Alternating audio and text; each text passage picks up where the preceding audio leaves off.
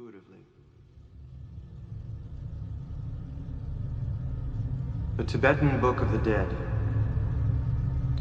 Homage to the Gurus, the three Kayas. Amitabha, infinite light, the Dharmakaya, peaceful and wrathful lotus deities, the Sambhogakaya, Padmasambhava, protector of beings, the Nirmanakaya. This great liberation through hearing, the means of liberation in the Bardo for yogins of average capacities, is in three parts: the introduction, the main subject matter, and the conclusion. Firstly, the introduction, the means of liberating human beings. First of all, one should have studied the instructions, which should certainly liberate those of the highest capacities.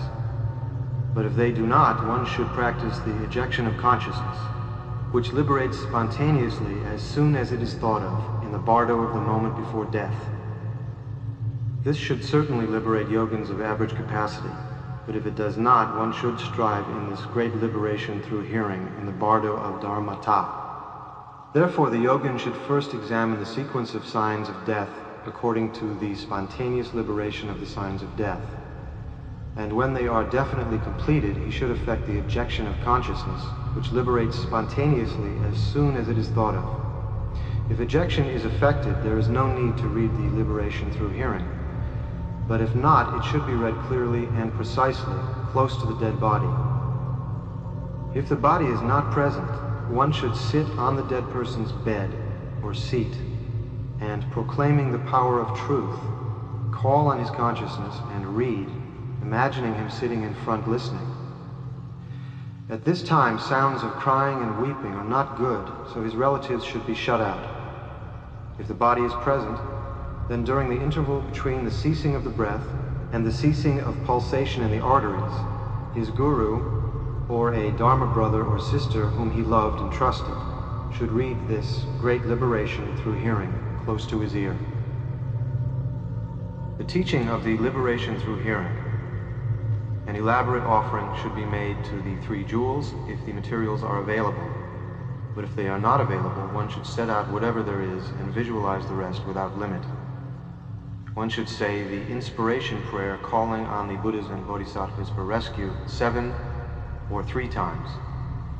Then loudly recite the inspiration prayer for the deliverance from the dangerous pathway of the Bardo and the main verses of the Bardo. Then read the great liberation through hearing 7 or 3 times. It is in 3 parts, showing the luminosity in the Bardo of the moment before death, the great reminder of showing in the Bardo of Dharmata, and the instructions for closing the entrance to the womb of becoming. First, showing the luminosity in the Bardo of the moment before death.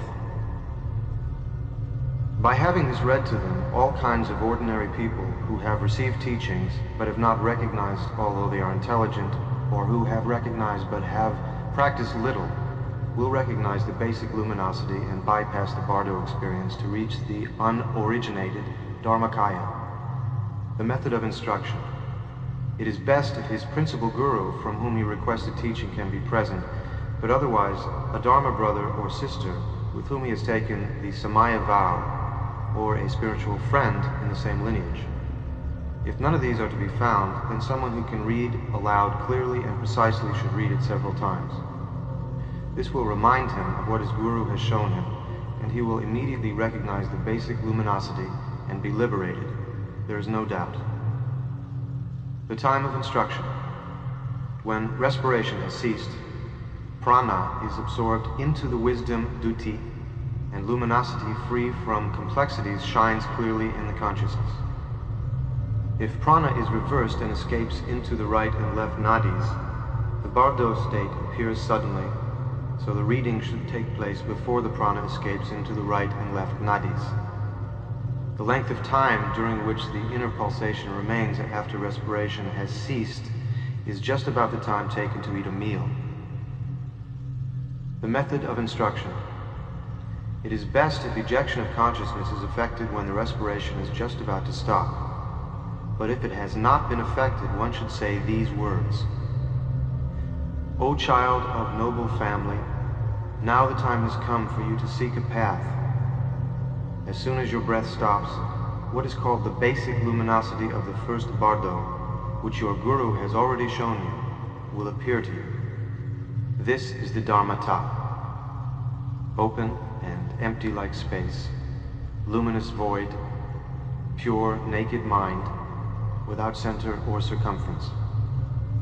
Recognize then and rest in that state, and I too will show you at the same time. This should be firmly implanted in his mind by repeating it many times over in his ear until he stops breathing. Then, when the ceasing of the breath is heard, one should lay him down on the right side in the lion position and firmly press the two pulsating arteries which induce sleep until they have stopped throbbing. Then the prana which has entered the duti will not be able to go back and will be certain to emerge through the Brahmarandra. Now the showing should be read.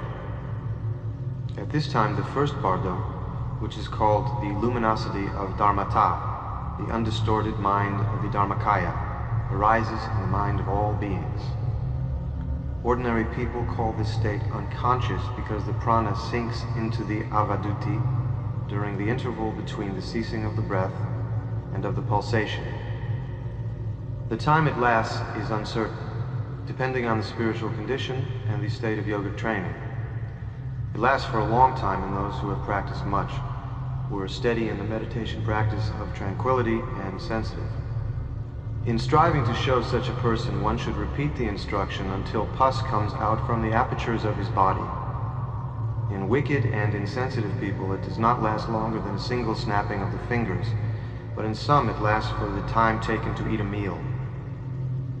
As most sutras and tantras say that this unconscious state lasts for 4.5 days, generally one should strive to show the luminosity for that length of time. The method of instruction. If he is able, he will work with himself from the instructions already given. But if he cannot by himself, then his guru, or a disciple of his guru, or a Dharma brother or sister who was a close friend should stay nearby and read aloud clearly the sequence of the signs of death. Now the sign of earth dissolving into water is present, water into fire, fire into air, air into consciousness.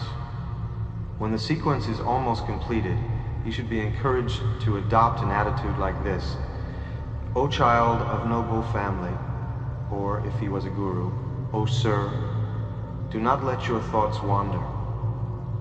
This should be spoken softly in his ear. In the case of a Dharma brother or sister or anyone else, one should call him by name and say these words: O child of noble family, that which is called death has now arrived, and you should adopt this attitude. I have arrived at the time of death, so now, by means of this death, I will adopt only the attitude of the enlightened state of mind, friendliness and compassion, and attain perfect enlightenment for the sake of all sentient beings, as limitless as space. With this attitude, at this special time, for the sake of all sentient beings, I will recognize the luminosity of death as the Dharmakaya, and attaining in that state the supreme realization of the great symbol, I will act for the good of all beings. If I do not attain this, I will recognize the Bardo state as it is, and attaining the indivisible great symbol form in the Bardo, I will act for the good of all beings as limitless as space in whatever way will influence them. Without letting go of this attitude, you should remember and practice whatever meditation teaching you have received in the past. These words should be spoken distinctly with the lips close to his ears, so as to remind him of his practice without letting his attention wander for even a moment. Then, when respiration has completely stopped, one should firmly press the arteries of sleep and remind him with these words, if he was a guru or a spiritual friend higher than oneself: Sir, now the basic luminosity is shining before you. Recognize it and rest in the practice. And one should show all others like this: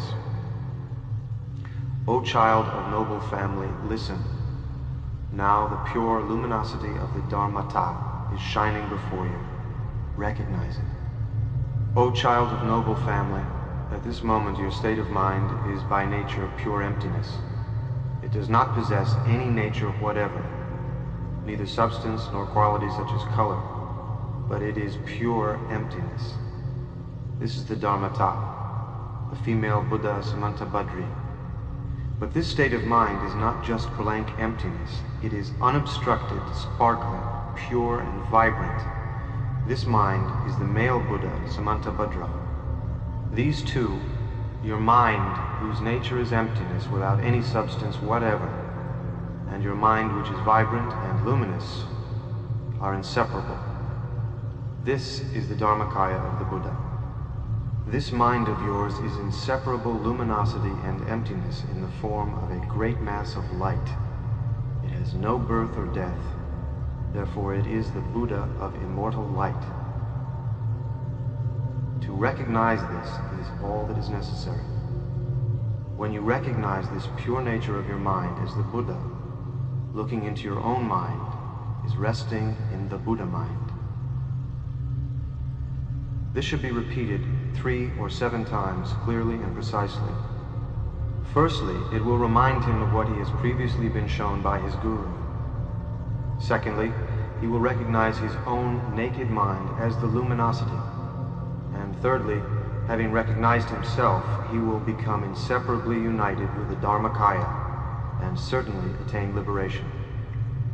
If he recognizes the first luminosity, he will be liberated. But if it is feared that he has not recognized the first luminosity, then what is called the second luminosity will shine. And that comes when a little more than the time taken to eat a meal has passed after the respiration has ceased. According to good or bad karma, the prana escapes into the right or left nadi and comes out through the apertures of the body, and the consciousness suddenly becomes clear. To say that this lasts for the time taken to eat a meal depends on whether he is sensitive or insensitive, and on whether or not he has practiced. Then his consciousness emerges, and he does not know whether he is dead or not. He will see his relatives gathered there, just as before, and hear their cries. During this time, when the violent, confused projections of karma have not yet appeared, and the terrors of the lords of death have not yet come, the instructions should be given.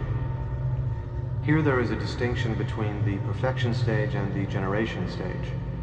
If he was working on the perfection stage, one should call his name 3 times and repeat the instructions given above for showing the luminosity. If he was working on the generation stage, one should read aloud the sadhana and description of his yidam, and remind him with these words: O child of noble family, meditate on your yidam and do not be distracted. Concentrate intensely on your yidam. Visualize him as an appearance without substance of his own, like the moon in water. Do not visualize him as having a solid form. If he is an ordinary person, one should show him by saying, meditate on the Lord of great compassion.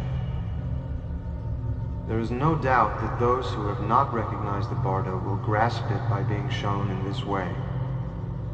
But those who were not adept in meditation, even if they were shown by their guru while they were still alive, will not be able to clarify the Bardo state by themselves, so that their guru or Dharma brother or sister must make it clear.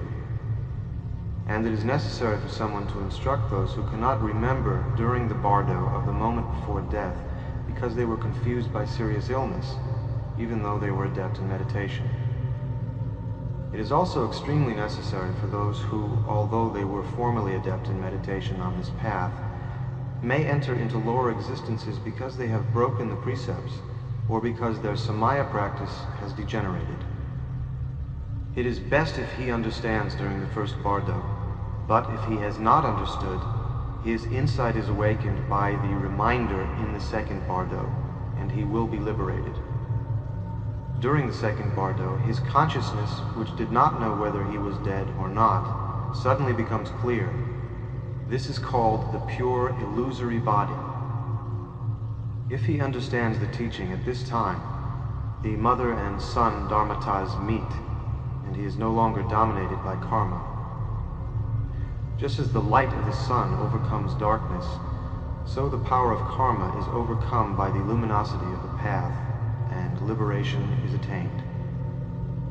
This, which is called the Second Bardo, flashes before the mental body, and the consciousness is able to hear again just as before. If this instruction is understood at this time, its purpose is fulfilled, and since the confused projections of karma have not yet appeared, he is able to direct himself anywhere. In this way, he is liberated by recognizing the luminosity during the Second Bardo, even if he did not recognize the basic luminosity. But if he is not liberated by it, then what is called the Third Bardo, the Bardo of Dharmata, arises. The confused projections of karma will appear in the Third Bardo, so it is most important that the great showing of the Bardo of Dharmata is read at this time, for it is very powerful and helpful. At this time, his relatives are crying and weeping. His share of food is stopped, his clothes are removed, his bed is taken to pieces, and so on. He can see them, but they cannot see him. And he can hear them calling him, but they cannot hear him calling them, so he goes away in despair. Three phenomena will appear at this time: sounds, colored lights, and rays of light, and he will grow faint with fear, terror, and bewilderment. So at this moment, the great showing of the Bardo of Dharmata should be read. Calling the dead person by name, one should say these words very distinctly. O child of noble family, listen carefully without distraction. There are 6 Bardo states: the Bardo of birth, the Bardo of dreams, the Bardo of samadhi meditation, the Bardo of the moment before death, the Bardo of Dharmata, and the Bardo of Becoming. O child of noble family, you will experience 3 Bardo states: the Bardo of the moment before death, the Bardo of Dharmata, and the Bardo of Becoming.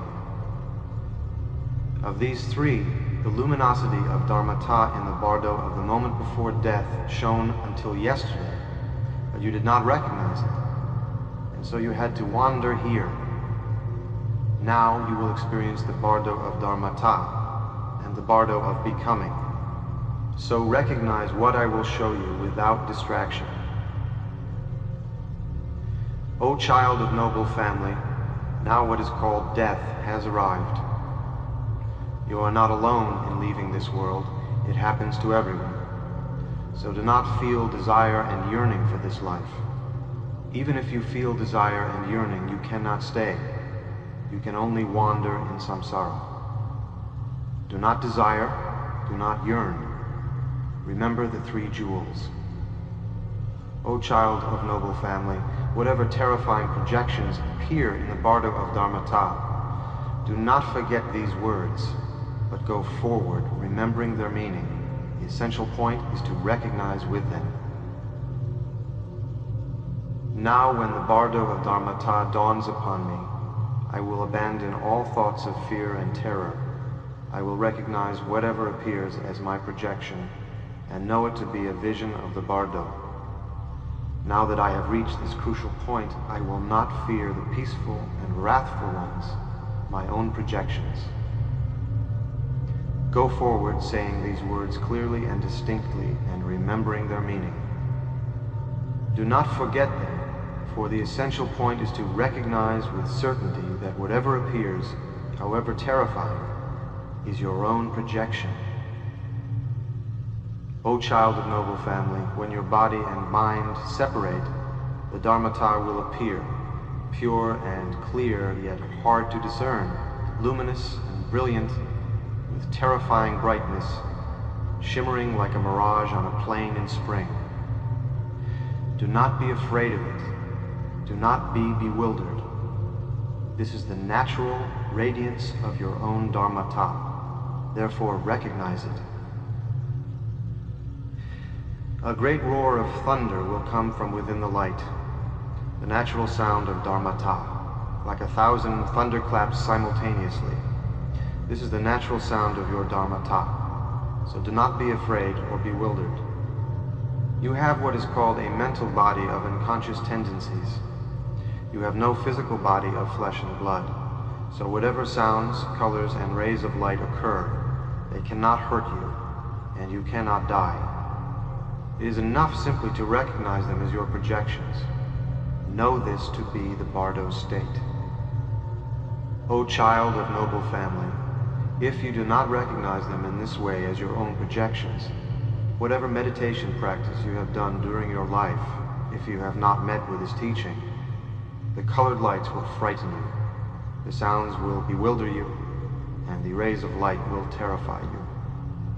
If you do not understand this essential point of the teaching, you will not recognize the sounds, lights, and rays, and so you will wander in samsara.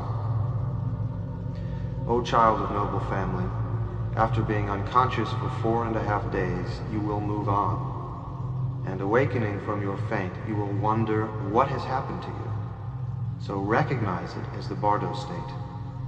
At that time, samsara is reversed, and everything you see appears as lights and images. The whole of space will shine with a blue light, and blessed Vairochana will appear before you from the central realm, all-pervading circle. His body is white in color. He sits on a lion throne, holding an 8-spoked wheel in his hand and embracing his consort, the queen of Vajra space.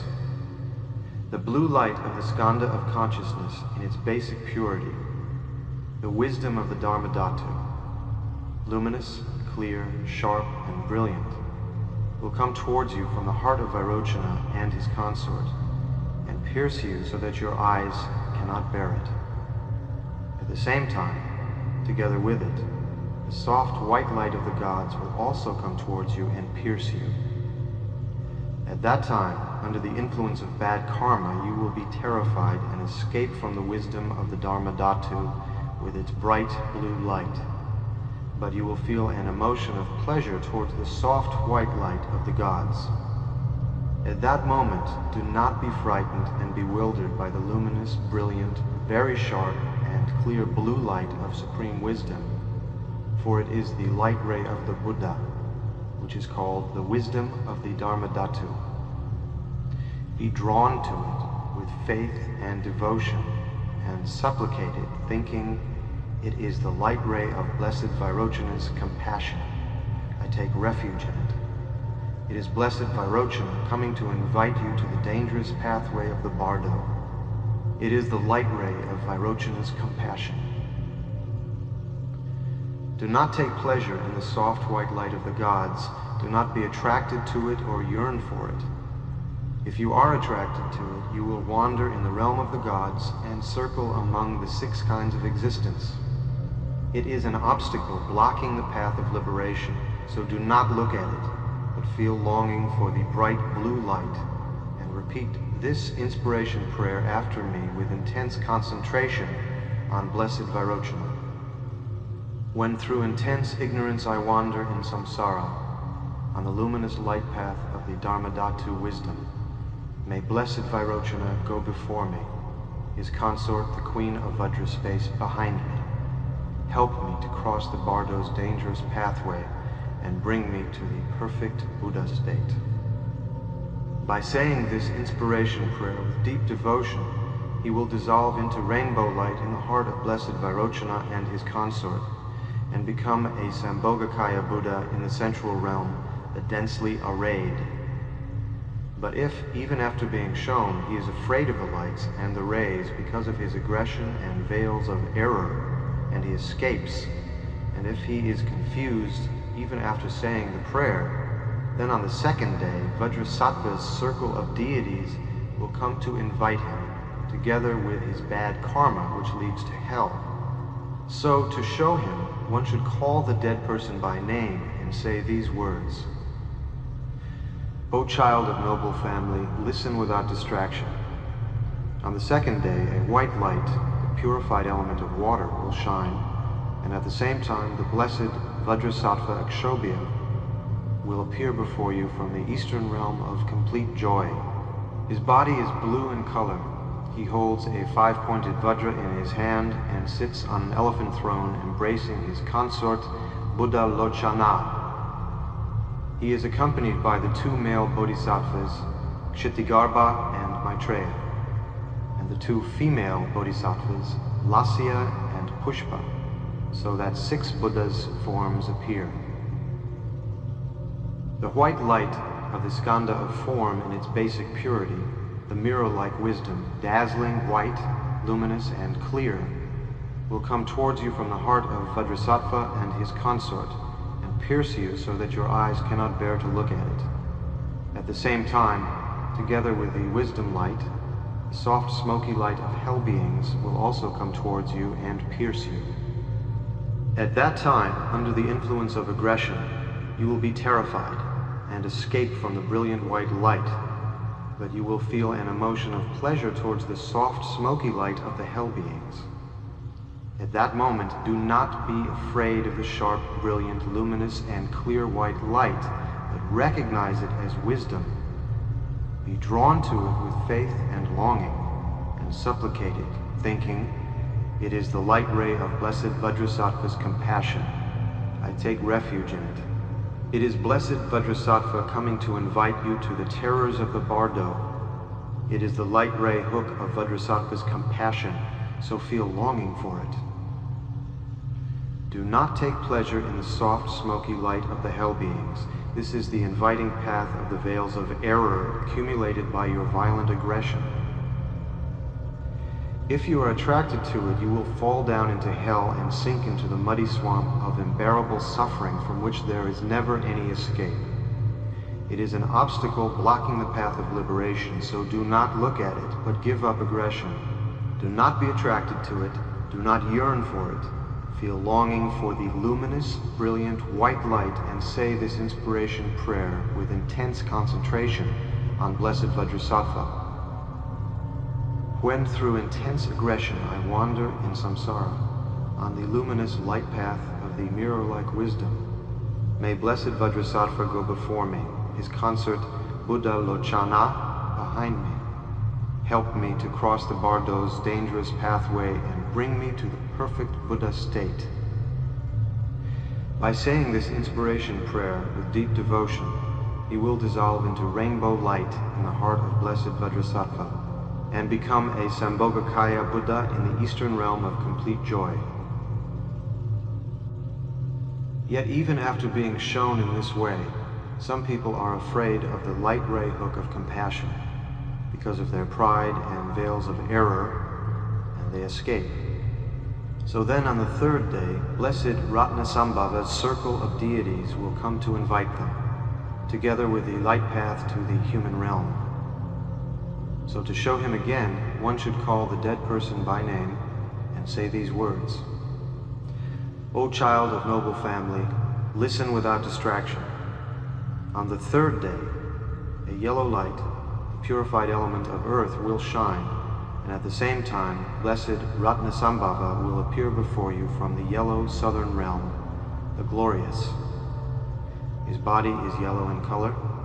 He holds a wish-fulfilling jewel in his hand and sits on a horse throne, embracing his consort Mamaki.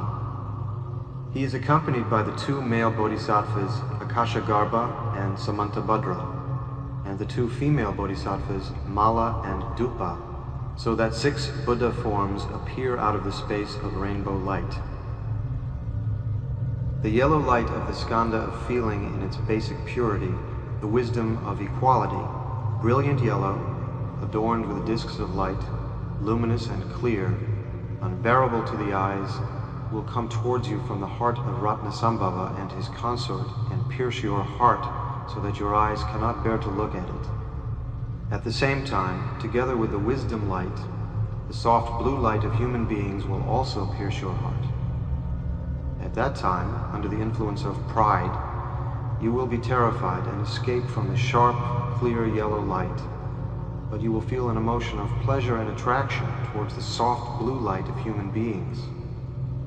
At that moment, do not be afraid of the yellow light, luminous and clear, sharp and bright, but recognize it as wisdom. Let your mind rest in it, relaxed, in a state of non-action, and be drawn to it with longing. If you recognize it as the natural radiance of your own mind, even though you do not feel devotion and do not say the inspiration prayer, all the forms and lights and rays will merge inseparably with you, and you will attain enlightenment. If you cannot recognize it as the natural radiance of your own mind, supplicate it with devotion, thinking, it is the light ray of blessed Ratnasambhava's compassion. I take refuge in it. It is the light ray hook of blessed Ratnasambhava's compassion, so feel longing for it. Do not take pleasure in the soft blue light of human beings. That is the inviting light path of unconscious tendencies accumulated by your intense pride. If you are attracted to it, you will fall into the human realm and experience birth, old age, death, and suffering, and never escape from the muddy swamp of samsara. It is an obstacle blocking the path of liberation, so do not look at it, but give up pride, give up your unconscious tendencies. Do not be attracted to it, do not yearn for it. Feel longing for the luminous, brilliant white light, and say this inspiration prayer with intense, one-pointed concentration on blessed Ratnasambhava. When through intense pride I wander in samsara, on the luminous light path of the wisdom of equality, may blessed Ratnasambhava go before me, his consort Mamaki behind me, help me to cross the Bardo's dangerous pathway and bring me to the perfect Buddha state. By saying this inspiration prayer with deep devotion, you will dissolve into rainbow light in the heart of blessed Ratnasambhava and his consort, and become a Sambhogakaya Buddha in the southern realm, the glorious. By being shown in this way, liberation is certain, however weak one's capacities may be. Yet, even after being shown like this many times, there are people whose good opportunities have run out, such as those who have done great evil or let their samaya practice degenerate, who will not recognize. Disturbed by desire and veils of error, they will be afraid of the sounds and lights and will escape. So then on the fourth day, blessed Amitabha's circle of deities will come to invite them, together with the light path of the hungry ghosts built from desire and meanness. To show him again, one should call the dead person by name and say these words. O child of noble family, listen without distraction. On the fourth day, a red light, the purified element of fire, will shine, and at the same time, blessed Amitabha will appear before you from the red western realm, the blissful. His body is red in color, he holds a lotus in his hand and sits on a peacock throne, embracing his consort Pandaravasini. He is accompanied by the two male bodhisattvas, Avalokiteshvara and Manjushri, and the two female bodhisattvas, Gita and Aloka, so that 6 Buddha forms appear out of the space of rainbow light. The red light of the skandha of perception in its basic purity, the wisdom of discrimination, brilliant red, adorned with discs of light, luminous and clear, sharp and bright, will come from the heart of Amitabha and his consort and pierce your heart so that your eyes cannot bear to look at it. Do not be afraid of it. At the same time, together with the wisdom light, the soft yellow light of the hungry ghosts will also shine. Do not take pleasure in it. Give up desire and yearning. At that time, under the influence of intense desire, you will be terrified and escape from the sharp, bright red light. But you will feel pleasure and attraction towards the soft yellow light of the hungry ghosts. At that moment, do not fear the red light, sharp and brilliant, luminous and clear, but recognize it as wisdom. Let your mind rest in it, relaxed, in a state of non-action. Be drawn to it with faith and longing. If you recognize it as your own natural radiance, even if you do not feel devotion and do not say the inspiration prayer, all the forms and lights and rays will merge inseparably with you, and you will attain enlightenment. If you cannot recognize it in this way, supplicate it with devotion, thinking, "It is the light ray of blessed Amitabha's compassion. I take refuge in it. It is the light ray hook of blessed Amitabha's compassion. Feel devotion and do not escape. Even if you escape, it will stay with you inseparably. Do not be afraid. Do not be attracted to the soft yellow light of the hungry ghosts. That is the light path of unconscious tendencies accumulated by your intense desire. If you are attracted to it, you will fall into the realm of the hungry ghosts and experience unbearable misery from hunger and thirst. It is an obstacle blocking the path of liberation, so do not be attracted to it, but give up your unconscious tendencies. Do not yearn for it. Feel longing for the luminous, brilliant red light, and say this inspiration prayer with intense, one-pointed concentration on blessed Amitabha and his consort. When through intense desire I wander in samsara, on the luminous, light path of discriminating wisdom, may blessed Amitabha go before me, his consort Pandaravasini behind me, and help me to cross the Bardo's dangerous pathway and bring me to the perfect Buddha state. By saying this inspiration prayer with deep devotion, he will dissolve into rainbow light in the heart of blessed Amitabha, infinite light, with his consort, and become a Sambhogakaya Buddha in the Western realm, the blissful. It is impossible not to be liberated by this. Yet even after being shown in this way, sentient beings cannot give up their unconscious tendencies because of long habituation, and under the influence of envy and evil karma, they are afraid of the sounds and lights. They are not caught by the light ray hook of compassion, but wander downwards to the fifth day of the Bardo state. So then, blessed Amoghasiddhi's circle of deities, with their light rays of compassion, will come to invite them. And the light path of the jealous gods, built from the emotion of envy, will also invite them. Then, to show him again, one should call the dead person by name and say these words. O child of noble family, listen without distraction. On the fifth day, a green light, the purified element of air, will shine. And at the same time, blessed Amoghasiddhi, Lord of the Circle, will appear before you from the green northern realm, accumulated actions. His body is green in color. He holds a double Vajra in his hand and sits on a throne of shang-shang birds soaring in the sky, embracing his consort Samayatara. He is accompanied by the two male bodhisattvas, Vajrapani and Sarva Nivarna Vishkambin, and the two female bodhisattvas, Ganda and Naividya, so that 6 Buddha forms appear out of the space of rainbow light. The green light of the skanda of concept in its basic purity, the action accomplishing wisdom, brilliant green, luminous and clear, sharp and terrifying, adorned with discs of light, will come from the heart of Amoghasiddhi and his consort, and pierce your heart so that your eyes cannot bear to look at it. Do not be afraid of it. It is the spontaneous play of your own mind. So rest in the supreme state, free from activity and care, in which there is no near or far, love or hate. At the same time, together with the wisdom light, the soft red light of the jealous gods caused by envy will also shine on you. Meditate so that there is no difference between love and hate. But if your intelligence is weak, then simply do not take pleasure in it. At that time, under the influence of intense envy, you will be terrified and escape from the sharp, brilliant green light, but you will also feel pleasure and attraction towards the soft red light of the jealous gods.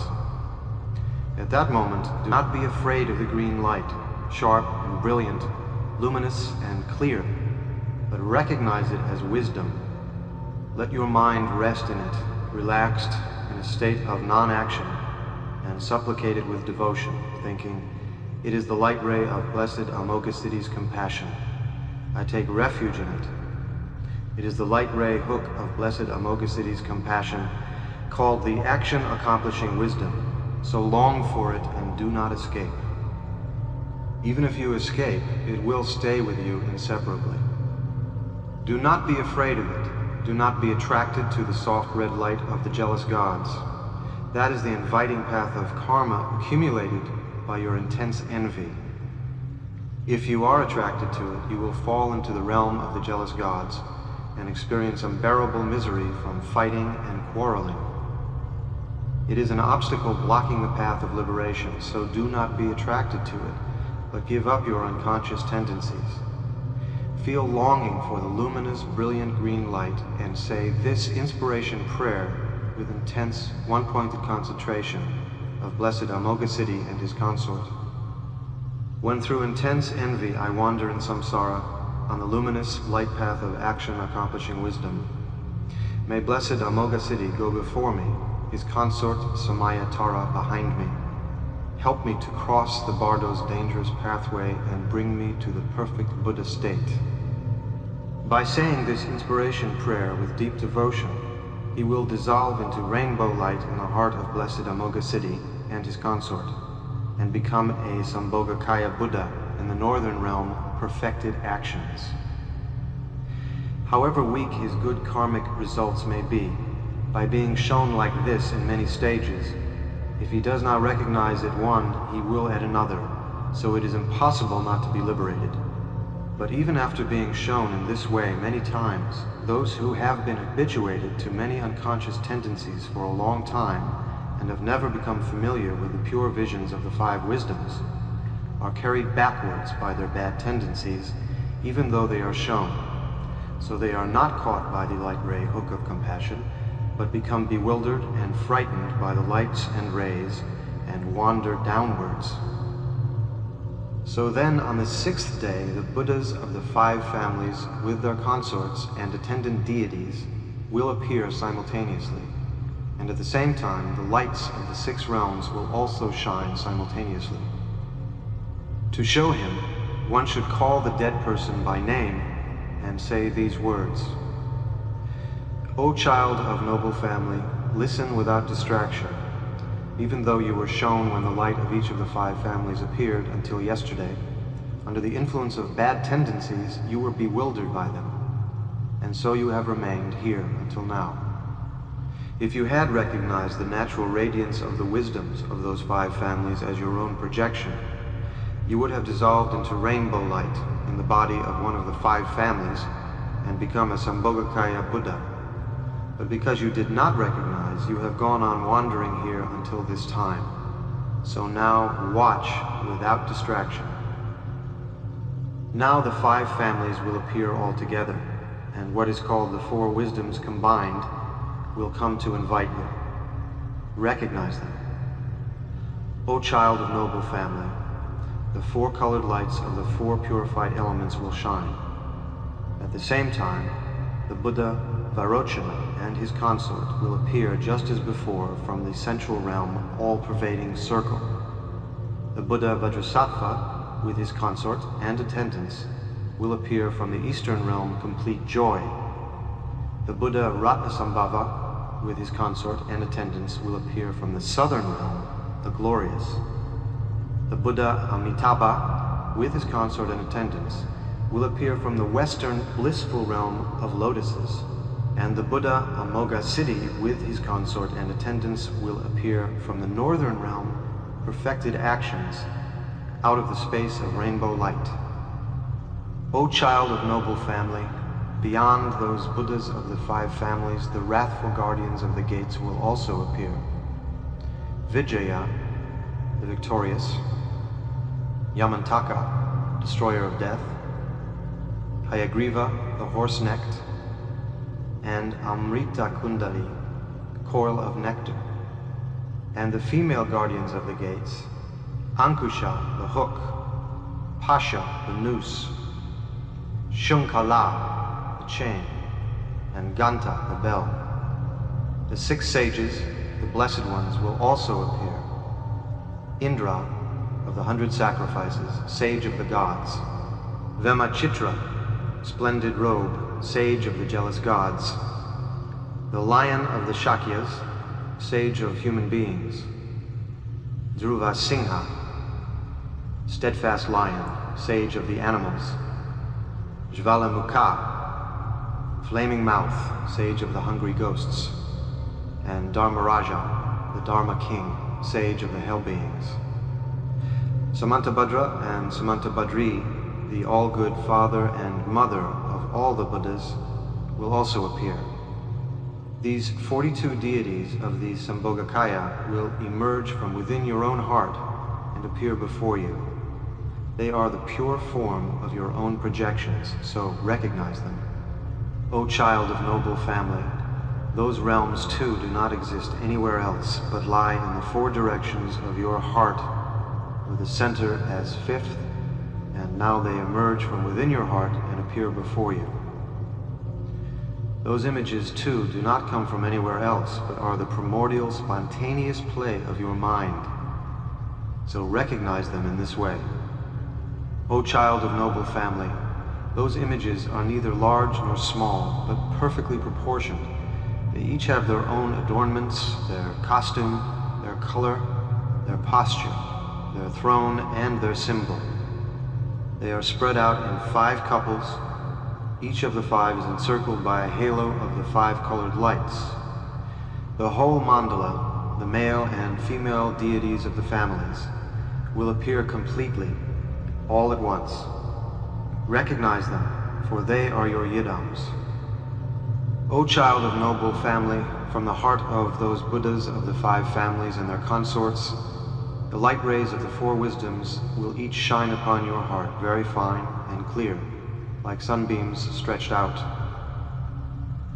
First, the wisdom of the Dharmadhatu, a cloth of luminous white light rays, brilliant and terrifying, will shine upon your heart from the heart of Vairochana. In this cloth of light rays, a sparkling white disk will appear, very clear and bright, like a mirror facing downwards, adorned with 5 discs like itself, ornamented with discs and smaller discs, so that it has no center or circumference. From the heart of Vajrasattva, on the luminous blue cloth of the mirror-like wisdom, will appear a blue disc like a turquoise bowl, face downwards, adorned with discs and smaller discs. From the heart of Ratnasambhava, on the luminous yellow cloth of the wisdom of equality, will appear a yellow disc like a golden bowl, face downwards, adorned with discs and smaller discs. From the heart of Amitabha, on the luminous red cloth of the wisdom of discrimination, will appear a sparkling red disc like a coral bowl face downwards, shining with the deep light of wisdom, very clear and bright, adorned with 5 discs like itself, ornamented with discs and smaller discs, so that it has no center or circumference. They too will shine upon your heart. O child of noble family, these also have arisen out of the spontaneous play of your own mind. They have not come from anywhere else. So do not be attracted to them, do not fear them, but stay relaxed in a state free from thought. In that state, all the images and light rays will merge with you, and you will attain enlightenment. O child of noble family, the green light of action-accomplishing wisdom does not appear because the energy of your wisdom is not yet fully matured. O child of noble family, this is called the experience of the 4 wisdoms combined, the passageway of Vajrasattva. At this time, remember your Guru's previous teachings on the showing. If you remember the meaning of the showing, you will have faith in your earlier experiences, and so you will recognize them, like the meeting of mother and son, or like seeing old friends again. As though cutting off doubt, you will recognize your own projections and enter the pure, changeless path of the Dharmata. And through that faith, a continuous meditative state will arise, and you will dissolve into the great self-existing form of wisdom and become a Sambhogakaya Buddha who never falls back. O child of noble family, Together with the wisdom lights, the lights of the impure, illusory six realms will shine. The soft white light of the gods, the soft red light of the jealous gods, the soft blue light of human beings, the soft green light of the animals, the soft yellow light of the hungry ghosts, and the soft smoky light of hell beings. These six will shine together with the pure wisdom lights. At that moment, do not grasp or be attracted to any of them, but stay relaxed in a state free from thought. If you are afraid of the pure wisdom lights and attracted to the impure lights of the six realms, you will take on the body of a creature of the six realms, and you will grow weary, for there is never any escape from the great ocean of the misery of samsara. O child of noble family, if you have not been shown by a guru's instruction, you will be afraid of those images and pure wisdom lights, and attracted to the impure lights of samsara. Do not do so, but feel devotion to the pure wisdom lights, sharp and brilliant. Think with devotion. The light rays of the wisdom and compassion of the Blessed Ones, the Buddhas of the five families, have come to seize me with compassion. I take refuge in them. Do not be attracted to the lights of the six realms of illusion. Do not yearn for them, but say this inspiration prayer with intense, one-pointed concentration on the Buddhas of the five families and their consorts. When through the five poisons I wander in samsara, on the luminous light path of the four wisdoms combined, may the conquerors, the five families, go before me, the consorts of the five families behind me. Save me from the light paths of the six impure realms. Help me to cross the Bardo's dangerous pathway and bring me to the five pure Buddha realms. By saying this inspiration prayer, the superior person recognizes his own projections, and merging with non-duality becomes a Buddha. The average person recognizes himself through intense devotion and attains liberation. Even the inferior person prevents rebirth in the six realms by the purifying power of the prayer, and understanding the meaning of the four wisdoms combined, attains enlightenment by the passageway of Vajrasattva. By being shown clearly and precisely in this way, many sentient beings will recognize and be liberated. But some, such as inferior people in uncivilized places and wicked people who have no experience of Dharma at all, and those who have let their samaya practice degenerate, are confused by their karma and do not recognize even when they are shown, but wander downwards. So on the seventh day, the Vidyadharas will come from the pure realm of space to invite them, and at the same time, the light path of the animals produced from the emotion of ignorance will also meet them. At that time, to show him again, one should call the dead person by name and say these words. O child of noble family, listen without distraction. On the seventh day, a pure, many-colored light will shine in your unconscious mind, and the Vidyadharas will come from the pure realm of space to invite you.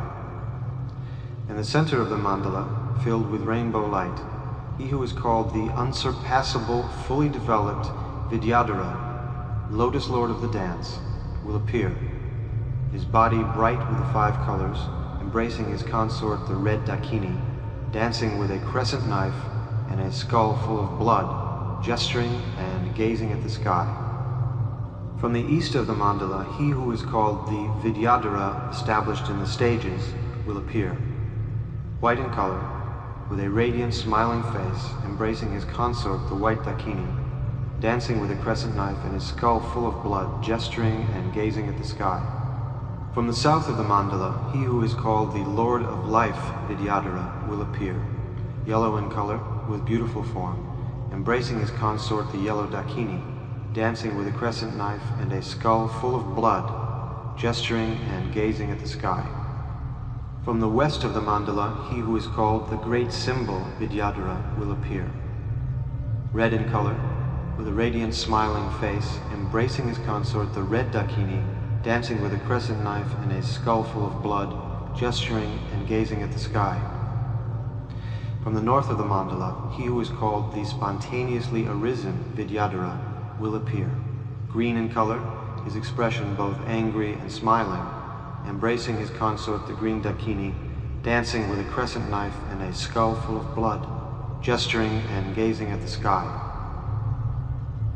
Beyond these Vidyadharas will appear countless crowds of Dakinis, Dakinis of the 8 charnel grounds, Dakinis of the 4 families, Dakinis of the 3 worlds, Dakinis of the 10 directions, Dakinis of the 24 places of pilgrimage, male and female warriors and servants, and all the male and female protectors of Dharma, wearing the 6 bone ornaments with drums, thigh bone trumpets, skull drums, banners made from the skins of youths, canopies made from human skin, ribbons of human skin, and incense made from human flesh, with countless different kinds of musical instruments, filling all the regions of the universe so that they rock and tremble and shake, making all the instruments vibrate with music so as to split one's head.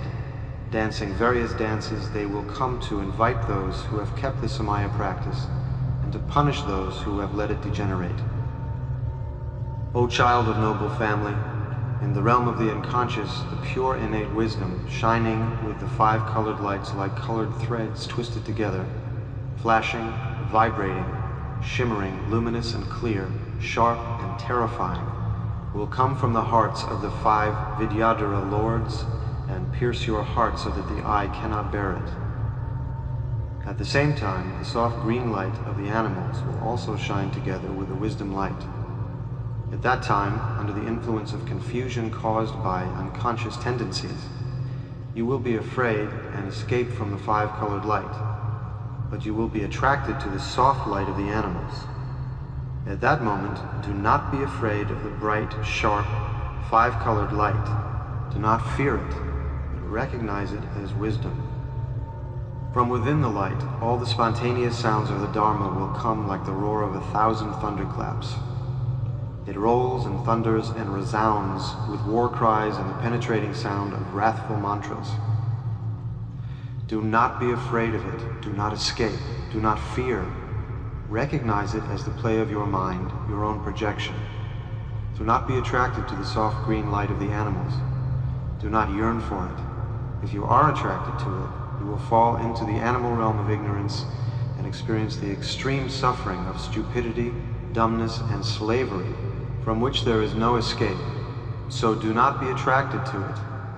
Feel longing for the clear, bright light of the 5 colors, and concentrate one-pointedly on the blessed Vidyadharas, the divine teachers, thinking, these Vidyadharas with the warriors and Dakinis have come to invite me to the pure realm of space. Please all give thought to sentient beings like me who have not gathered merit and have not been caught, although until today the light rays of compassion of so many deities of the 5 families of Buddhas of past, present, and future reached out. Alas for one like me. Now all you Vidyadharas, do not let me go any lower than this, but grasp me with your hooks of compassion and pull me up quickly to the pure realm of space. With intense, one-pointed concentration, say this inspiration prayer. May the divine Vidyadharas think of me, and with great love lead me on the path. When through intense tendencies I wander in samsara on the luminous light path of the innate wisdom, may Vidyadharas and warriors go before me, their consorts the Dakinis behind me. Help me to cross the Bardo's dangerous pathway and bring me to the pure realm of space. By saying this inspiration prayer with deep devotion, he will dissolve into rainbow light in the heart of the divine Vidyadharas and be born in the pure realm of space. There is no doubt. All the types of spiritual friends, too, recognize as a result of this and are all liberated. Even those with bad unconscious tendencies are certainly liberated here.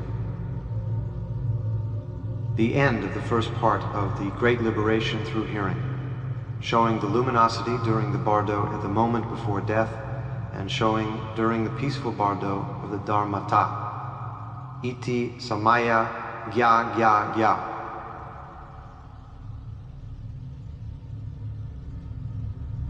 Now it will be taught how the Bardo of the Wrathful Deities appears.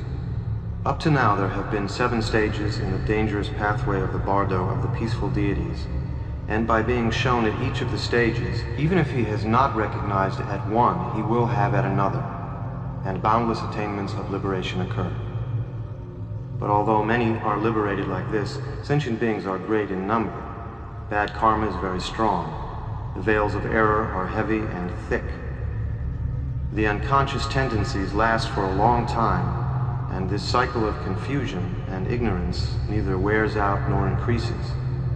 So there are many who are not liberated, but wander downwards, although they have been shown accurately in this way. So then, after the meeting by the peaceful deities and the Vidyadharas and Dakinis is over, the 58 blazing, blood-drinking, wrathful deities will appear, transformed from the previous peaceful deities. But now they are not like they were before. This is the Bardo of the wrathful deities, so one is overpowered by intense fear, and it becomes more difficult to recognize. The mind has no self-control and feels faint and dizzy. But if there is a little recognition, liberation is easy, because with the arising of overwhelming fear, the mind has no time to be distracted, and so it concentrates one-pointedly. If one does not meet with this kind of teaching now, even an ocean of learning will be of no use. At this point, even teachers who observe the monastic rule and great philosophers are confused and do not recognize, so they go on wandering in samsara. It is even more so for ordinary people. Escaping from the intense fear, they fall into the lower realms and suffer misery. But a tantric yogin, even if he is the lowest of the low, will recognize the blood-drinking deities as yidams as soon as he sees them, like meeting old friends. So he will trust them, and merging inseparably with them, become a Buddha. The secret is that in the human world, he visualized the forms of these blood-drinking deities and worshipped them. And even if he only looked at their images drawn in pictures or three-dimensional figures, and so on, he will recognize the forms appearing here and attain liberation. But however much effort the philosophers and teachers who observed the rule made in religious practice, and however clever they were at preaching the scriptures in the human world, when they die, there will not be any signs such as jewel-like relics, rainbows, and so on. While they were alive, they cast abuse at the tantras and could not accommodate them in their minds. They did not know the tantric deities, therefore they cannot recognize them when they appear in the Bardo either. Suddenly seeing something they have never seen before, they think of it as an enemy and feel aggression towards it, and as a result they go to the lower realms. That is the reason why, however good those philosophers and observers of the rule were, since they did not practice the tantras, signs such as various kinds of jewel-like relics and rainbows do not occur among them. A follower of Tantra, even if he is the lowest of the low, however coarsely he behaved in this world and however uncultured and unrefined he was, even if he was unable to practice the Tantric teachings, just because he had faith in the Tantras and did not have any doubt or disbelief, will attain liberation at this point. So although his behavior was unconventional in the human world, when he dies, at least one sign, such as jewel-like relics or rainbows, will appear. This is because this tantric teaching has very great power. Tantric yogins who are above average, who have meditated on the visualization and complete practices, and practice recitation of heart mantras and so on, need not wander so far down in the Bardo of Dharmata. But as soon as they stop breathing, the Vidyadharas, warriors, and Dakinis will invite them to the pure realm of space. As a sign of this, the sky clears and they dissolve into rainbow light and rain of flowers, fragrance of incense, sounds of musical instruments in the air, light rays, jewel-like relics, and so on appear. These are the signs. Therefore, those philosophers and observers of the rule, followers of Tantra who have let their Samaya practice degenerate, and all ordinary people have no means except this great liberation through hearing. Meditators who have practiced the great symbol and great completion meditations and so on will recognize the luminosity in the Bardo of the moment before death and reach the Dharmakaya, so it is absolutely unnecessary to read this great liberation through hearing. If they recognize the luminosity during the Bardo of the moment before death, they will reach the Dharmakaya. If they recognize during the Bardo of Dharmata, when the peaceful and wrathful deities appear, they will reach the Sambhogakaya. If they recognize during the Bardo of Becoming, they will reach the Nirmanakaya and be born in a better situation, where they will meet with this teaching. And since the results of actions continue into the next life, that is why this great liberation through hearing is a teaching which enlightens without meditation, a teaching which liberates just by being heard, a teaching which leads great sinners on the secret path, a teaching which severs ignorance in one moment, a profound teaching which gives perfect instantaneous enlightenment, so that sentient beings whom it has reached cannot possibly go to lower existences. Both it and the liberation through wearing should be read aloud, for the two combined are like a golden mandala inlaid with turquoise. Now that the great necessity of the liberation through hearing has been taught in this way, it will be shown how the Bardo of the Wrathful Deities appears. Calling the dead person 3 times by name, one should say these words: O child of noble family, listen without distraction.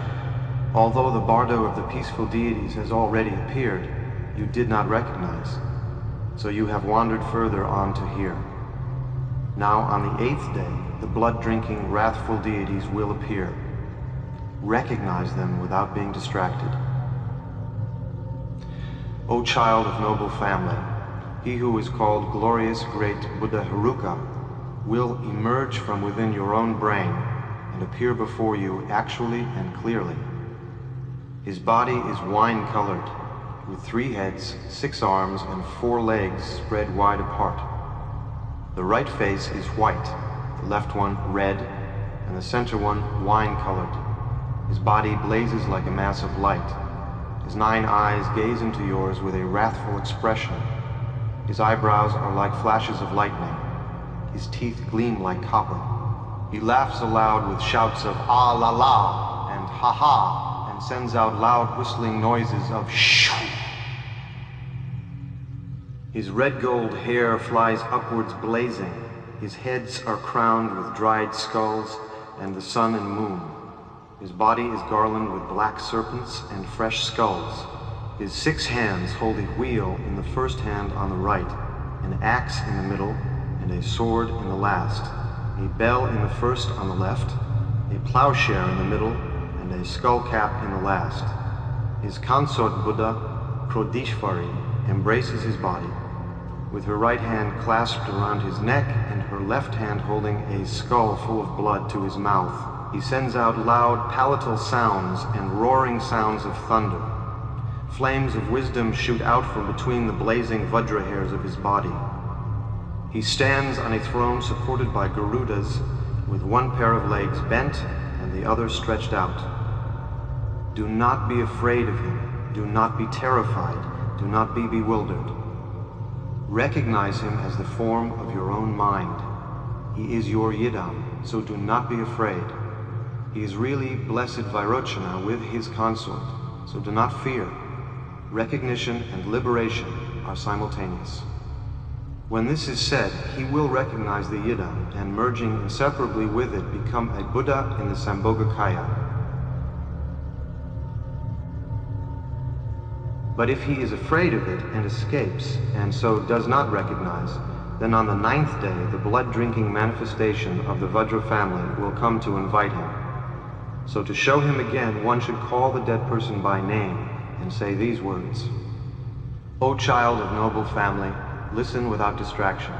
On the 9th day, the blood-drinking manifestation of the Vajra family, called Blessed Vajra Heruka, will emerge from the eastern quarter of your brain and appear before you.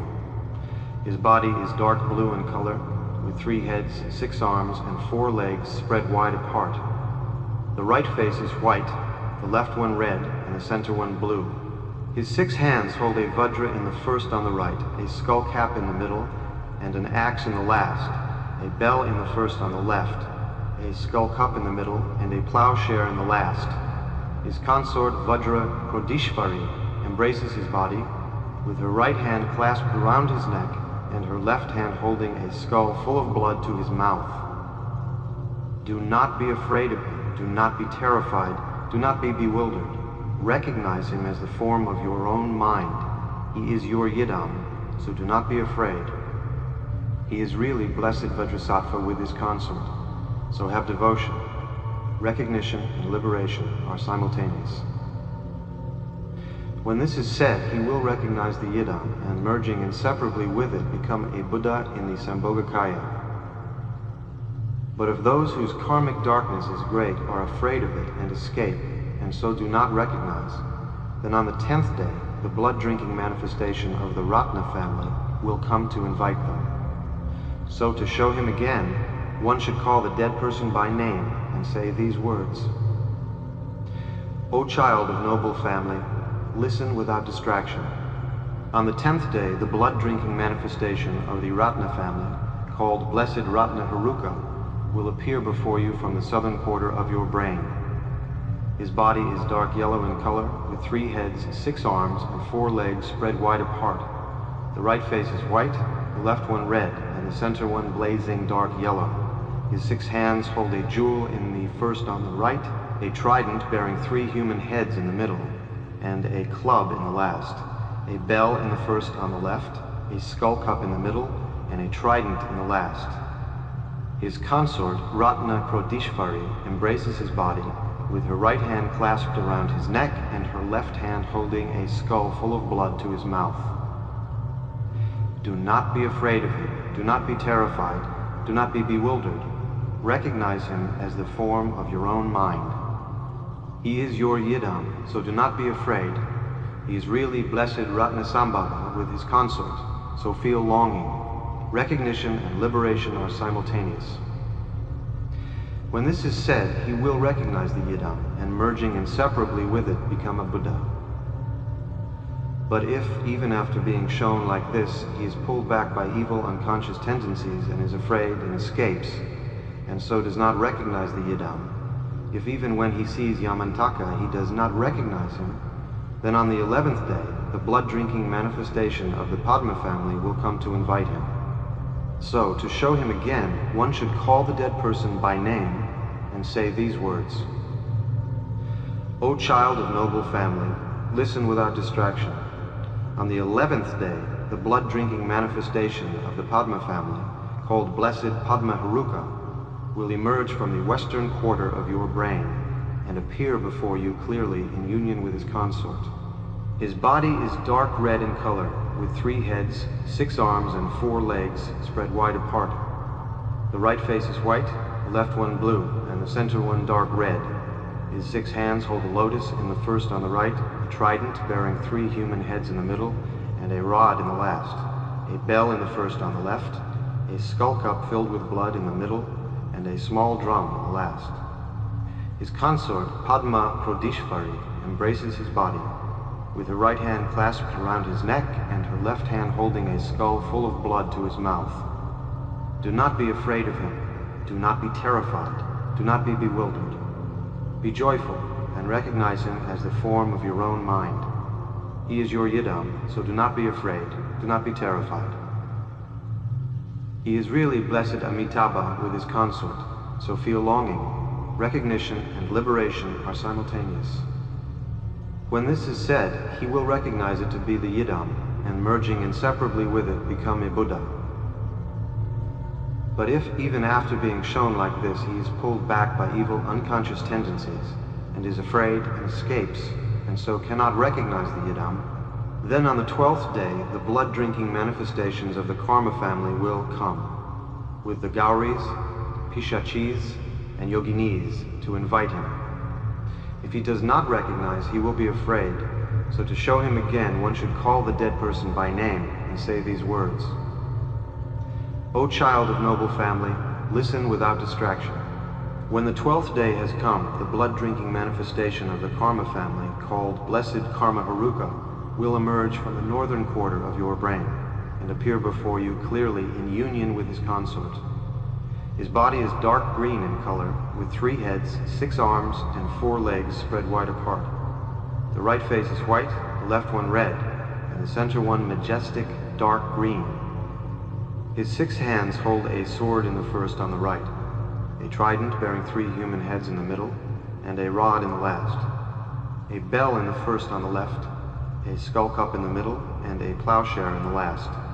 His consort, Karma Krodishvari, embraces his body, with her right hand clasped around his neck and her left hand holding a skull full of blood to his mouth. Do not be afraid of him. Do not be terrified. Do not be bewildered. Recognize him as the form of your own mind. He is your Yidam, so do not be afraid. He is really Blessed Amoghasiddhi with his consort, so feel intense devotion. Recognition and liberation are simultaneous. When this is said, he will recognize the Yidam, and merging inseparably with it, become a Buddha. Through the instructions of his Guru, he will recognize them as his own projections, the play of the mind, and he will be liberated. It is just like seeing a stuffed lion, for instance. He feels very frightened if he does not know that it is really only a stuffed lion. But if someone shows him what it is, he is astonished and no longer afraid. So here too he feels terrified and bewildered when the blood-drinking deities appear with their huge bodies and thick limbs, filling the whole of space. But as soon as he is shown, he recognizes them as his own projections, or as Yidams, the luminosity on which he has meditated before, and the self-existing luminosity which arises later, mother and son, merge together, and like meeting a man he used to know very well, the self-liberating luminosity of his own mind spontaneously arises before him, and he is self-liberated. If he does not receive this showing, even a good person can turn back from here and wander in samsara. Then the 8 wrathful Gauris and the Pishachis with various heads will emerge from within his own brain and appear before him. So to show him again, one should call the dead person by name and say these words: O child of noble family, listen without distraction. The 8 Gauris will emerge from within your own brain and appear before you. Do not be afraid of them. From the eastern quarter of your brain, white Gauri will appear to you, holding a corpse as a club in her right hand and a skull cup filled with blood in her left hand. Do not be afraid. From the south, yellow Gauri shooting an arrow from a bow. From the west, red Pramoha holding a sea monster banner. From the north, black Vetali holding a Vajra and a skull cup filled with blood. From the southeast, orange Pukasi holding entrails in her right hand and eating them with her left. From the southwest, dark green Gasmari, drinking from a skull cup filled with blood, which she holds in her left hand and stirs with a Vajra in her right hand. From the northwest, pale yellow Chandali, tearing a head and body apart, holding the heart in her right hand and eating the body with her left. From the northeast, dark blue Shmashani, tearing a head and body apart and eating. These 8 Gauris of the directions, surrounding the 5 blood-drinking Herukas, will emerge from within your own brain and appear before you. Do not be afraid of them. O child of noble family, listen without distraction. After them in turn, the 8 Pishachis of the holy places will emerge and appear before you. From the east, Singamukha, wine-colored, lion-headed, with her 2 hands crossed on her breast, holding a corpse in her mouth and tossing her mane. From the south, Vyagrimukha, red, tiger-headed, with her 2 arms crossed pointing downwards, her eyes staring and her teeth snarling. From the west, Shurgalamukha, black, fox-headed, holding a razor in her right hand and entrails in her left, eating them and licking the blood. From the north, Shvanamukha, dark blue, wolf-headed, carrying a corpse to her mouth with both hands, her eyes staring. From the southeast, Rudramukha, pale yellow, vulture-headed, carrying a large human corpse over her shoulder and holding a skeleton in her hand. From the southwest, Kankamukha, dark red, hawk-headed, carrying a large flayed skin over her shoulder. From the northwest, Kakamukha, black, raven-headed, holding a skull cup in her left hand and a sword in her right, and eating a heart and lungs. From the northeast, Ulumukha, dark blue, owl-headed, holding a Vajra in her right hand and a sword in her left, and eating. These 8 pishachis of the holy places, surrounding the 5 blood-drinking Herukas, will emerge from within your own brain and appear before you. Do not be afraid of them. Recognize whatever appears as the play of the mind, your own projections. O child of noble family, the 4 goddesses of the gates will also emerge from within your brain and appear before you, so recognize them. From the eastern quarter of your brain, Ankusha, white, tiger-headed, holding a goad and a skull cup filled with blood, will emerge and appear before you. From the south, Pasha, yellow, sow-headed, holding a noose. From the west, Shunkala, red, lion-headed, holding an iron chain. And from the north, Ganta, green, serpent-headed, holding a bell. These 4 goddesses of the gates will emerge from within your own brain and appear before you. Recognize them as Yidams. O child of noble family, after the 30 wrathful Herukas, the 28 Yogins will emerge in turn from within your brain and appear before you, with various heads and bearing various symbols. Do not be afraid of them, but recognize whatever appears as the play of your mind, your own projections. At this moment of reaching the crucial point, remember the instructions of your Guru. O child of noble family, from the east, the 6 Yoginis of the east will emerge from within your brain and appear before you. Rakshasi, demoness, wine-colored, with the head of a yak, holding a Vajra in her hand. Brahmi, orange, serpent-headed, holding a lotus in her hand.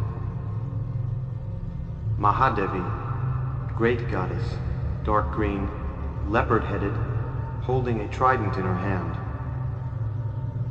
Lobha, greedy, blue, mongoose-headed, holding a wheel in her right hand.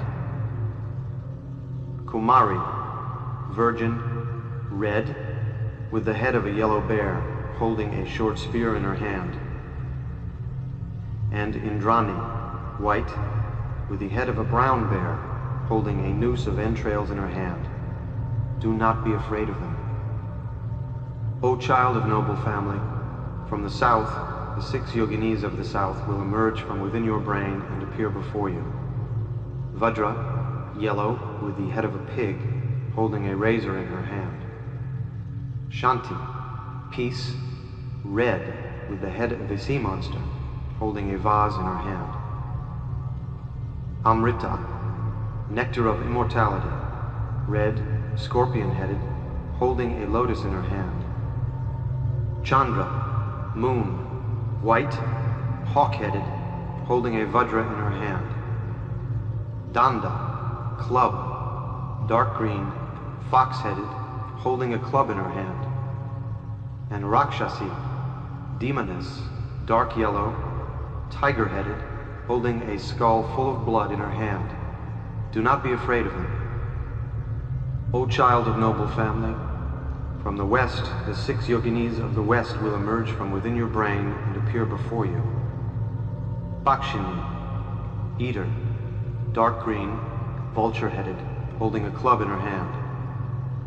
Rati, pleasure, red, horse-headed, holding a large corpse's trunk in her hand. Mahabala, great strength, white, Garuda-headed, holding a club in her hand. Rakshasi, demoness, red, dog-headed, cutting with a Vajra razor in her hand. Kama, desire, red, with the head of a hoopoe, shooting an arrow from a bow in her hand. And Vasaraksha, protectress of wealth, dark green, with the head of a deer, holding a vase in her hand. Do not be afraid of them.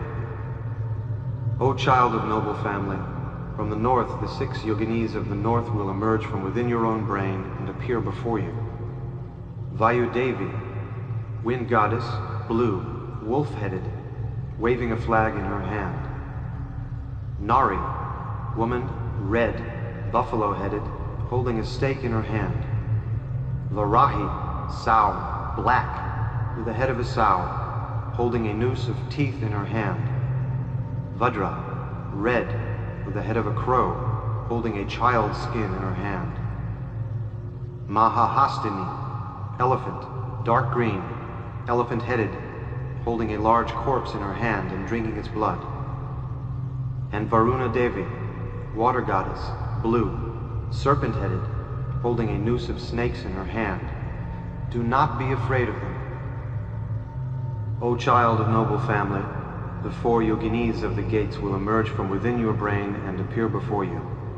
From the east, white Vajra, cuckoo-headed, holding an iron hook in her hand, and from the south, yellow Vajra, goat-headed, holding a noose in her hand.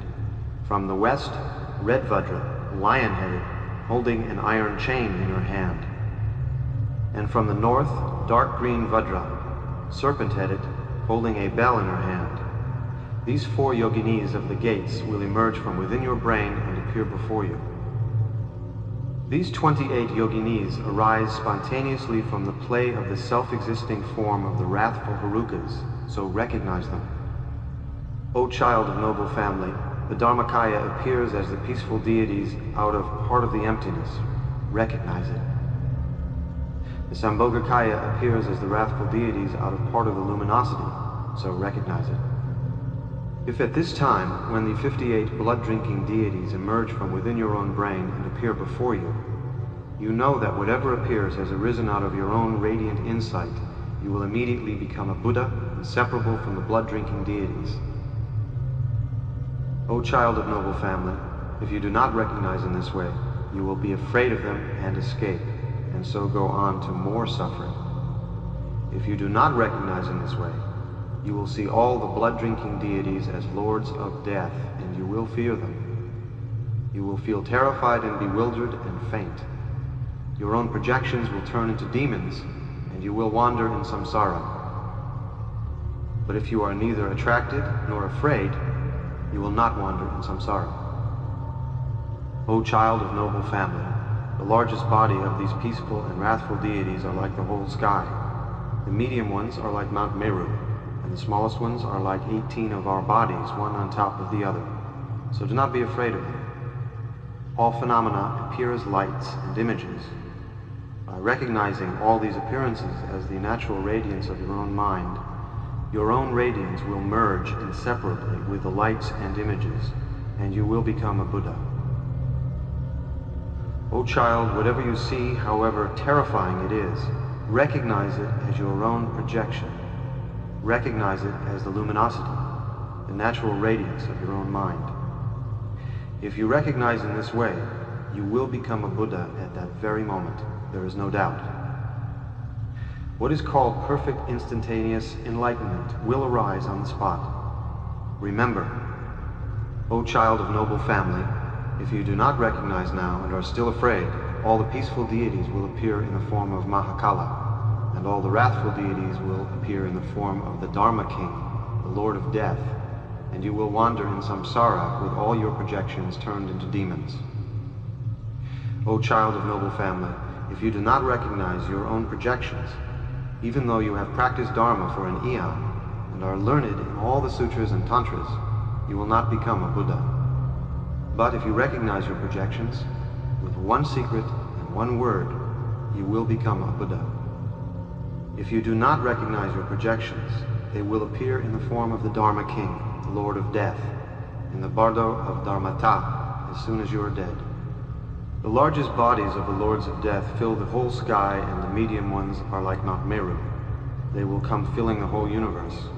With teeth biting the lower lip, glassy-eyed, their hair tied on top of their heads, with huge bellies and thin necks, holding the records of karma in their hands, shouting, "Strike and kill!"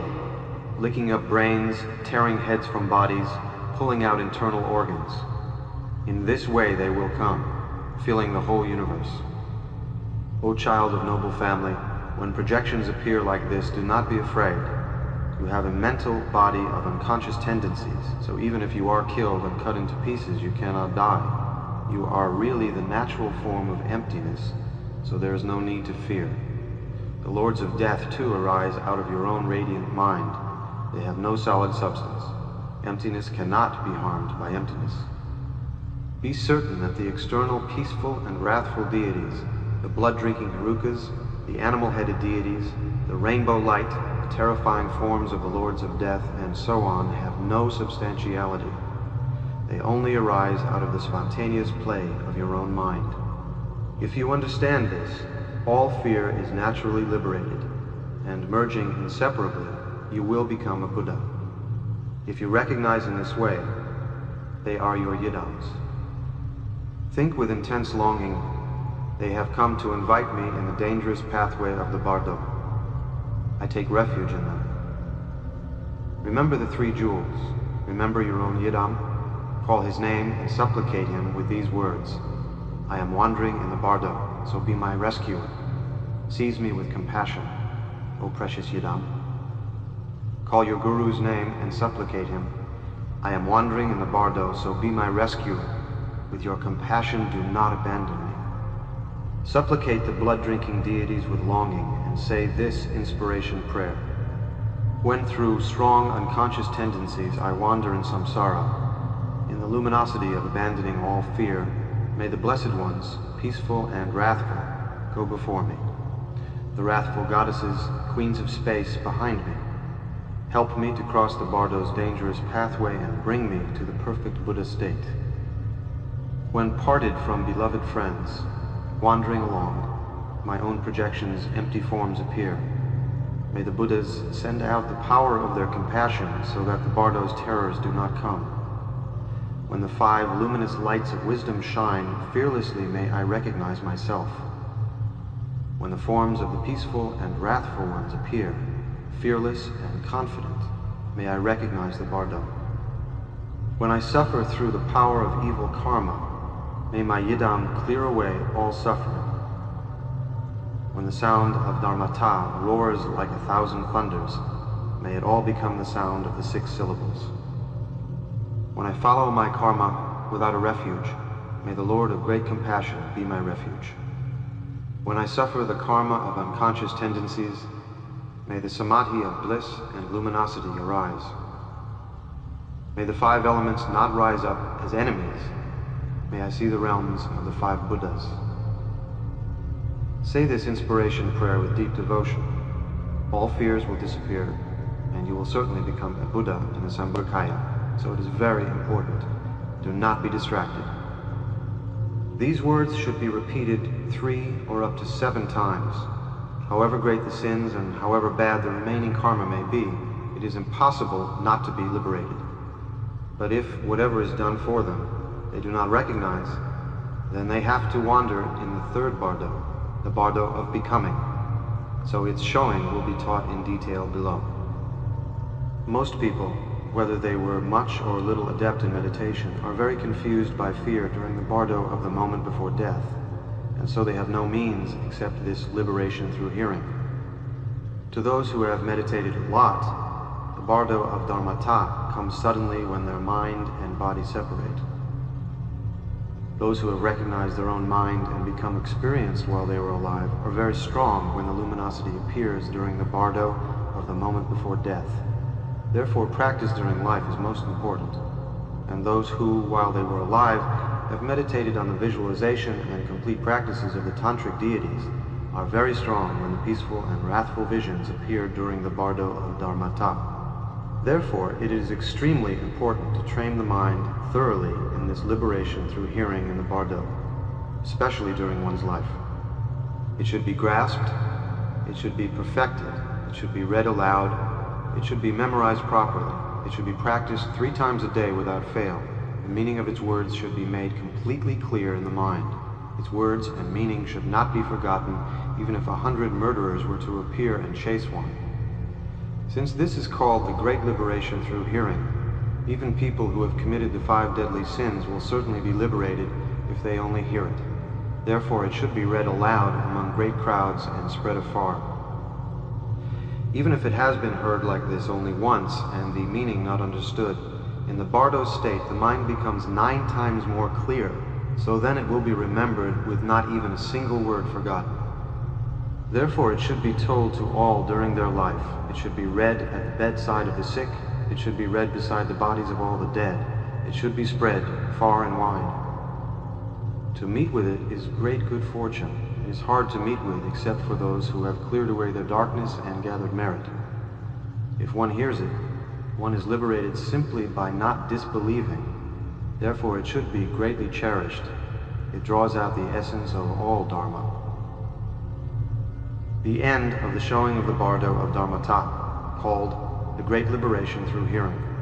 The Bardo teaching which liberates just by being heard and seen.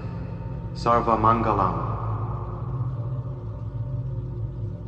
Respectful homage to the deities, gurus, yidams, and dakinis. May they cause liberation in the Bardo.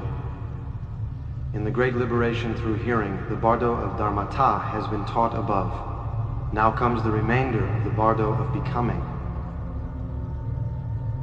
Although the Bardo of Dharmata has been shown many times before this, apart from those who were adept in meditation on Dharma and have good karmic results, because of fear and bad karma, recognition is difficult for those who were not adept or who were very wicked. So from about the 10th day onwards, they should be reminded again in these words. O child of noble family, listen well and understand. Hell beings, gods, and the Bardo body are born spontaneously. When the peaceful and wrathful deities appeared in the Bardo of Dharmata, you did not recognize them, so you fainted with fear after 5.5 days. But when you recovered, your consciousness grew clear, and a body like your former one rose up. It is said in the Tantra, with the former and future material body of the Bardo of Becoming, complete with all the senses, wandering without obstruction, possessing the power of miracles resulting from karma, seen by the pure eyes of gods with the same nature. Here, former means that you have a body like your former one of flesh and blood because of your memories of it, but it is also radiant and has some marks like the body of the Golden Age. This is the experience of a mental body, so it is called the mental body of the Bardo experience. At this time, if you are going to be born as a god, you will experience the realm of the gods, and whatever you are going to be born as, jealous god, human, animal, hungry ghost, or hell being, you will have that experience. Therefore, former means thinking, for up to 4.5 days, that you have a material body of memories of your former one. And future means that after that you will have experiences of wherever you are going to be born later. So they say former and future. Whatever projections arise at this time, do not follow them or be attracted to them or yearn for them. If you are attracted to them or yearn for them, you will wander in the 6 realms and suffer misery. Although the projections of the Bardo of Dharmata appeared until yesterday, you did not recognize them, so you had to wander here. Now, if you are able to, meditate undistractedly. Rest in the pure, naked mind, luminosity, emptiness, which your guru has shown you, relaxed in a state of non-grasping and non-action. You will attain liberation and not enter a womb. If you cannot recognize, visualize your yidam or your guru above your head and feel intense devotion very strongly. This is very important. Again and again, do not be distracted. So one should say. If he recognizes this, he will be liberated and not wander in the 6 realms. But under the influence of bad karma, it is difficult to recognize, so one should say these words. O child of noble family, listen with undistracted mind. Complete with all the senses means that even if you were blind, deaf, lame, and so on when you were alive, now in the Bardo state your eyes see forms, your ears hear sounds, and all your senses are clear and faultless. So it is said, complete with all the senses. This is a sign that you have died and are wandering in the Bardo state, so recognize, remember the instruction. O child of noble family, without obstruction means that as you are a mental body and your mind is separated from its support, you have no material body. So now you can pass back and forth even through Mount Meru, the king of mountains, or anywhere except your mother's womb and the Vajra seat. This is a sign that you are wandering in the Bardo of Becoming, so remember your guru's teaching and supplicate the Lord of great compassion. O child of noble family, possessing the power of miracles resulting from karma means that you now have miraculous powers resulting from the force of karma in accordance with your actions. not those which come from meditation or virtues. You can circle the 4 continents and Mount Meru in an instant and arrive anywhere you want instantaneously as soon as you think of it, or in the time it takes a man to stretch out and draw back his hand. But these various powers are unsuitable. Do not think about them. Now you have the ability to display them without hindrance. You can perform everything you think of, and there is no action you cannot do, so recognize and supplicate your Guru. O child of noble family, seen by the pure eyes of gods with the same nature means that those who are going to be born with the same nature will see one another in the Bardo state. So those who are going to be born as gods see each other. In the same way, whichever of the 6 realms they are going to be born in, those of the same nature will see each other. Do not yearn for them, but meditate on the Lord of great compassion. Seen by the pure eyes of gods also means seen by the pure divine eye of meditation in real samadhi, and not only that which comes from the merit of the gods. But they do not always see. If they concentrate on seeing, they will see, but if not, or if their meditation is disturbed, they do not see. O child of noble family, with a body like this, you will see your home and family as though you were meeting them in a dream. But although you speak to them, you will get no reply, and you will see your relatives and family weeping. So you will think, I am dead, what shall I do? And you will feel intense pain, like the pain of a fish rolling in hot sand. But now suffering is no use. If you have a Guru, supplicate him, or supplicate the Yidam, the Lord of great compassion. Even though you are attached to your relatives, it is of no use, so do not be attached. Supplicate the Lord of great compassion, and there will be no suffering or fear.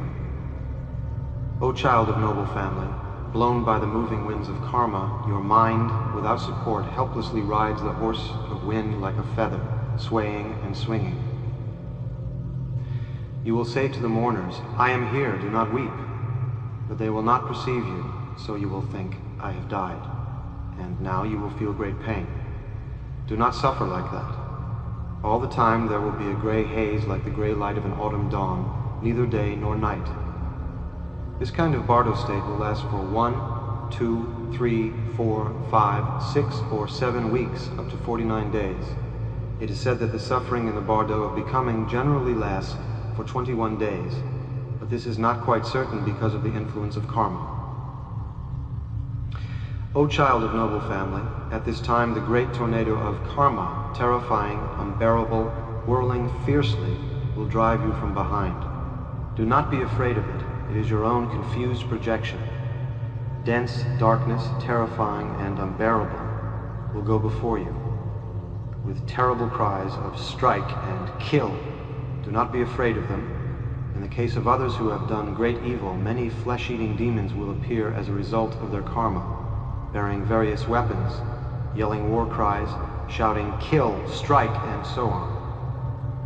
You will feel that you are being chased by various terrifying wild animals and pursued by a great army in snow, rain, storms, and darkness. There will be sounds of mountains crumbling, of lakes flooding, of fire spreading, and of fierce winds springing up. In fear you will escape wherever you can, but you will be cut off by 3 precipices in front of you, white, red, and black, deep and dreadful, and you will be on the point of falling down them. O child of noble family, they are not really precipices, they are aggression, passion, and ignorance. Recognize this now to be the Bardo of Becoming, and call the name of the Lord of great compassion. O Lord of great compassion, my Guru, the 3 jewels, do not let me fall into hell. Supplicate fervently like this, do not forget. In the case of others who have gathered merit and were virtuous and practiced Dharma sincerely, all kinds of perfect enjoyment will invite them, and they will experience all kinds of perfect bliss and happiness. In the case of those who are indifferent and ignorant, who did neither good nor evil, they will not experience pleasure or pain, but only ignorance and indifference will appear.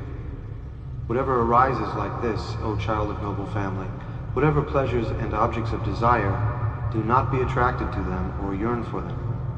Offer them to the Guru and the 3 jewels. Give up attachment and longing in your heart. and if the experience of indifference arises without either pleasure or pain, rest your mind in the great symbol state of an undistracted non-meditation. This is very important.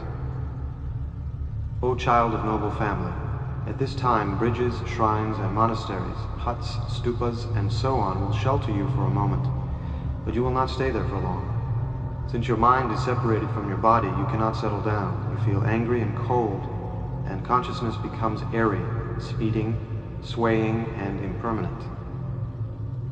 Then you will think, alas, I am dead. What shall I do now? And thinking this, your heart will suddenly grow empty and cold, and you will feel intense and boundless pain. Since you must move on without settling in any one place, do not occupy yourself with all kinds of thoughts, but rest your mind in its basic state. The time comes when you have no food except that which has been dedicated for you to eat, and there is no certainty of friends. These are signs of the mental body wandering in the Bardo of Becoming. At this moment, pleasure and pain are determined by your karma. You will see your homeland, friends, and relatives, and your own corpse, and you will think, now I am dead, so what should I do? The mental body will be in extreme pain, so you will think, now why not find a body? And you will experience going everywhere to look for a body. Even if you enter your own corpse up to 9 times, winter will have frozen it, or summer made it rot, or else your relatives will have burned it, or buried it in a grave, or given it to the birds and wild animals. For a long time has passed in the Bardo of Dharmata, so you will find nowhere to enter. You will be in great despair, and have the feeling of being squeezed in between all the rocks and stones.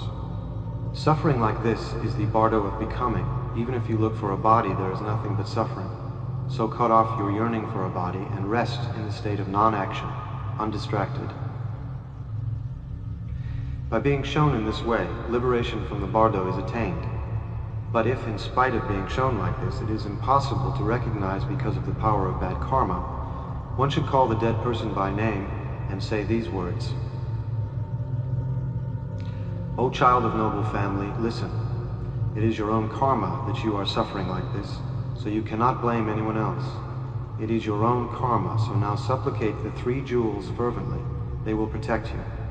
If you do not supplicate like this, and do not know the great symbol meditation, and you do not meditate on your yidam, then the good conscience within you will collect all your good actions and count out white pebbles, and the bad conscience within you will collect all your evil actions and count out black pebbles. At this time you will be very frightened and terrified, and you will tremble and lie, saying, I have not sinned. Then the Lord of Death will say, I will look in the mirror of karma. And when he looks in the mirror, all your sins and virtues will suddenly appear in it clearly and distinctly. So although you have lied, it is of no use. Then the Lord of Death will drag you by a rope tied round your neck and cut off your head, tear out your heart, pull out your entrails, lick your brains, drink your blood, eat your flesh, and gnaw your bones. But you cannot die, so even though your body is cut into pieces, you will recover. Being cut again and again causes extreme pain, so do not be afraid when the white pebbles are being counted. Do not lie, and do not fear the Lord of Death. Since you are a mental body, you cannot die even if you are killed and cut up. The Lords of Death are the natural form of emptiness, your own confused projections, and you are emptiness, a mental body of unconscious tendencies. Emptiness cannot harm emptiness. The uncharacterized cannot harm the uncharacterized. External Lords of Death, gods, evil spirits, the bull-headed demon, and so on, have no reality apart from your own confused projections, so recognize this. At this moment, recognize everything as the Bardo. Meditate on the samadhi of the great symbol. If you do not know how to meditate, look closely at the nature of what makes you afraid, and you will see emptiness which has no nature whatever. This is called the Dharmakaya. But this emptiness is not negation.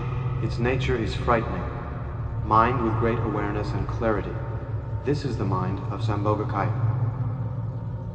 The emptiness and the luminosity are not 2 separate things, but the nature of emptiness is luminosity, and the nature of luminosity is emptiness.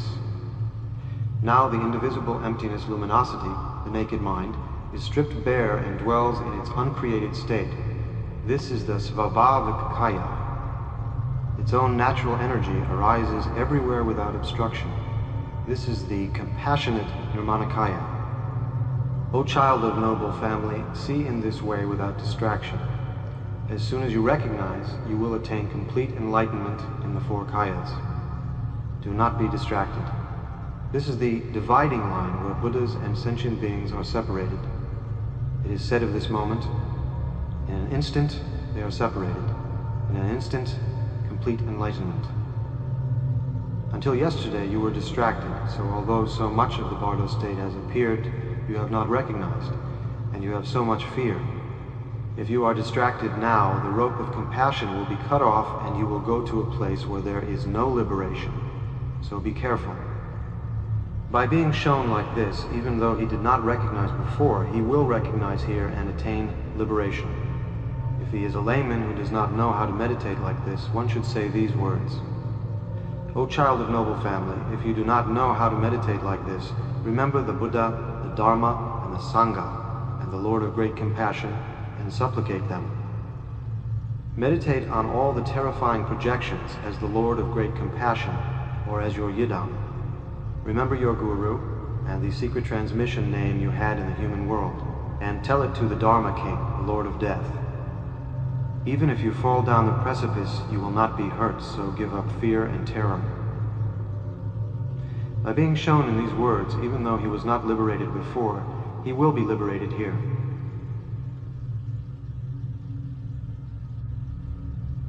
But because of the possibility that he may not recognize, and so not be liberated, it is very important to make another effort. So one should call the dead person by name again and say these words. These present experiences will throw you into states of joy and sadness alternately at each moment, like a catapult. So now do not create any feeling of passion and aggression. If you are going to be born in a higher realm, at the time when experiences of the higher realms occur, your relatives in the place you have left are sacrificing many animals dedicated for the sake of the dead. So impure thoughts will arise in you, and you will feel violent anger, which will cause you to be born as a hell being. So whatever is done in the place you have left, do not get angry, but meditate on kindness. If you are attached to the possessions you have left behind, or if you feel attached to them through knowing that someone else is owning and enjoying your things, you will get angry with the people you have left behind, and that will certainly cause you to be born as a hell being or a hungry ghost, even if you are going to reach a higher state. In any case, even if you are attached to the things you have left behind, you cannot get them. It is no use to you, so give up attachment and yearning for your possessions. Abandon them. Make a firm decision. Whoever is enjoying your things, do not be possessive, but let them go. With one-pointed concentration, think that you are offering them to your Guru and the three jewels, and remain in a state of desirelessness. When the Kankani ritual for the dead is recited for you, and the purification from the lower realms, and so on, are performed for your sake, with the subtle supernatural perception resulting from your karma, you will see them being done impurely, sleepily, inattentively, and so on, with careless behavior without observance of the Samaya vows, and you will be aware of lack of faith and feelings of disbelief, sinful actions through fear, and impurities in the rituals, and so you will think, alas, they are deceiving me, surely they are deceiving me. Thinking this, you will have great sorrow and despair, and on top of not feeling pure devotion, you will disbelieve and lose faith, and that will certainly cause you to go to the lower realms. It is no use but very harmful. So however impurely the rituals are performed by the spiritual friends you have left behind, think with pure faith and devotion, well, my projections must be impure. How can there be impurity in Buddha's words? These are caused by my own impure projections, like seeing the faults of my own face reflected in a mirror. As for these people, their body is the Sangha, their speech is the holy Dharma, and their mind is the nature of the Buddha. Therefore, I take refuge in them. Then whatever is done in the place you have left will help you, so it is very important to have pure thoughts in this way. Do not forget. If you are going to be born in one of the three lower realms, at the time when experiences of them occur, your relatives in the place you have left are performing virtuous rituals free from sin, and gurus and teachers are practicing holy dharma with absolute purity of body, speech, and mind. so you will feel great joy on seeing them, and that will immediately cause you to be born in a higher realm, even if you are going to fall down into the 3 lower realms, so it is very helpful. Therefore, it is very important not to have impure thoughts, but to feel pure devotion without prejudice, so be careful. O child of noble family, to sum up, now your mind in the Bardo state has no support, so it is light and mobile. And whatever thought arises in it, good or bad, it is very powerful. So do not think of any evil actions, but remember the practice of virtue. If you have no practice, feel devotion and pure thoughts. Supplicate your Yidam and the Lord of Great Compassion, and say this inspiration prayer with intense concentration. When parted from beloved friends, wandering alone, my own projections' empty forms appear. May the Buddhas send out the power of their compassion, so that the Bardo's terrors do not come. When I suffer through the power of evil karma, may my Yidam clear away all suffering. When the sound of the Dharmata roars like 1,000 thunders, may it all become the sound of the 6 syllables. When I follow my karma without a refuge, may the Lord of Great Compassion be my refuge. When I suffer the karma of unconscious tendencies, may the samadhi of bliss and luminosity arise. Say this prayer fervently. It will certainly lead you on the path. Be absolutely convinced that this is not false. This is very important. When this is said, he will remember and recognize and so attain liberation. But even though one does this many times, recognition is difficult because of the influence of much evil karma, so it is very helpful to repeat it again many times. Calling the dead person again by name, one should say these words. O child of noble family, if you have not understood what has gone before, from now on the body you had in your past life will grow fainter, and your future body will become clearer. So you will feel sad and think, I am suffering like this, so now I shall look for whatever kind of body appears. And you will move about, backwards and forwards, towards anything that appears. The 6 lights of the 6 realms of existence will shine, and the one in which you are going to be born because of your karma will shine most brightly. O child of noble family, listen. If you ask what the 6 lights are, the soft white light of the gods will shine. And similarly, the red light of the jealous gods, the blue light of human beings, the green light of the animals, the yellow light of the hungry ghosts, and the smoke-colored light of the hell beings. These are the 6 lights. At that moment, your body will also take on the color of the place where you're going to be born. O child of noble family, at this time the essential point of the instruction is very important. Whatever light shines, meditate on that as the Lord of Great Compassion. Meditate on the thought that when the light appears, it is the Lord of Great Compassion. This is the most profound essential point. It is extremely important and prevents birth. Meditate for a long time on whichever deity is your Yidam, as a vision without any real nature of its own, like an illusion. This is called the pure illusory body.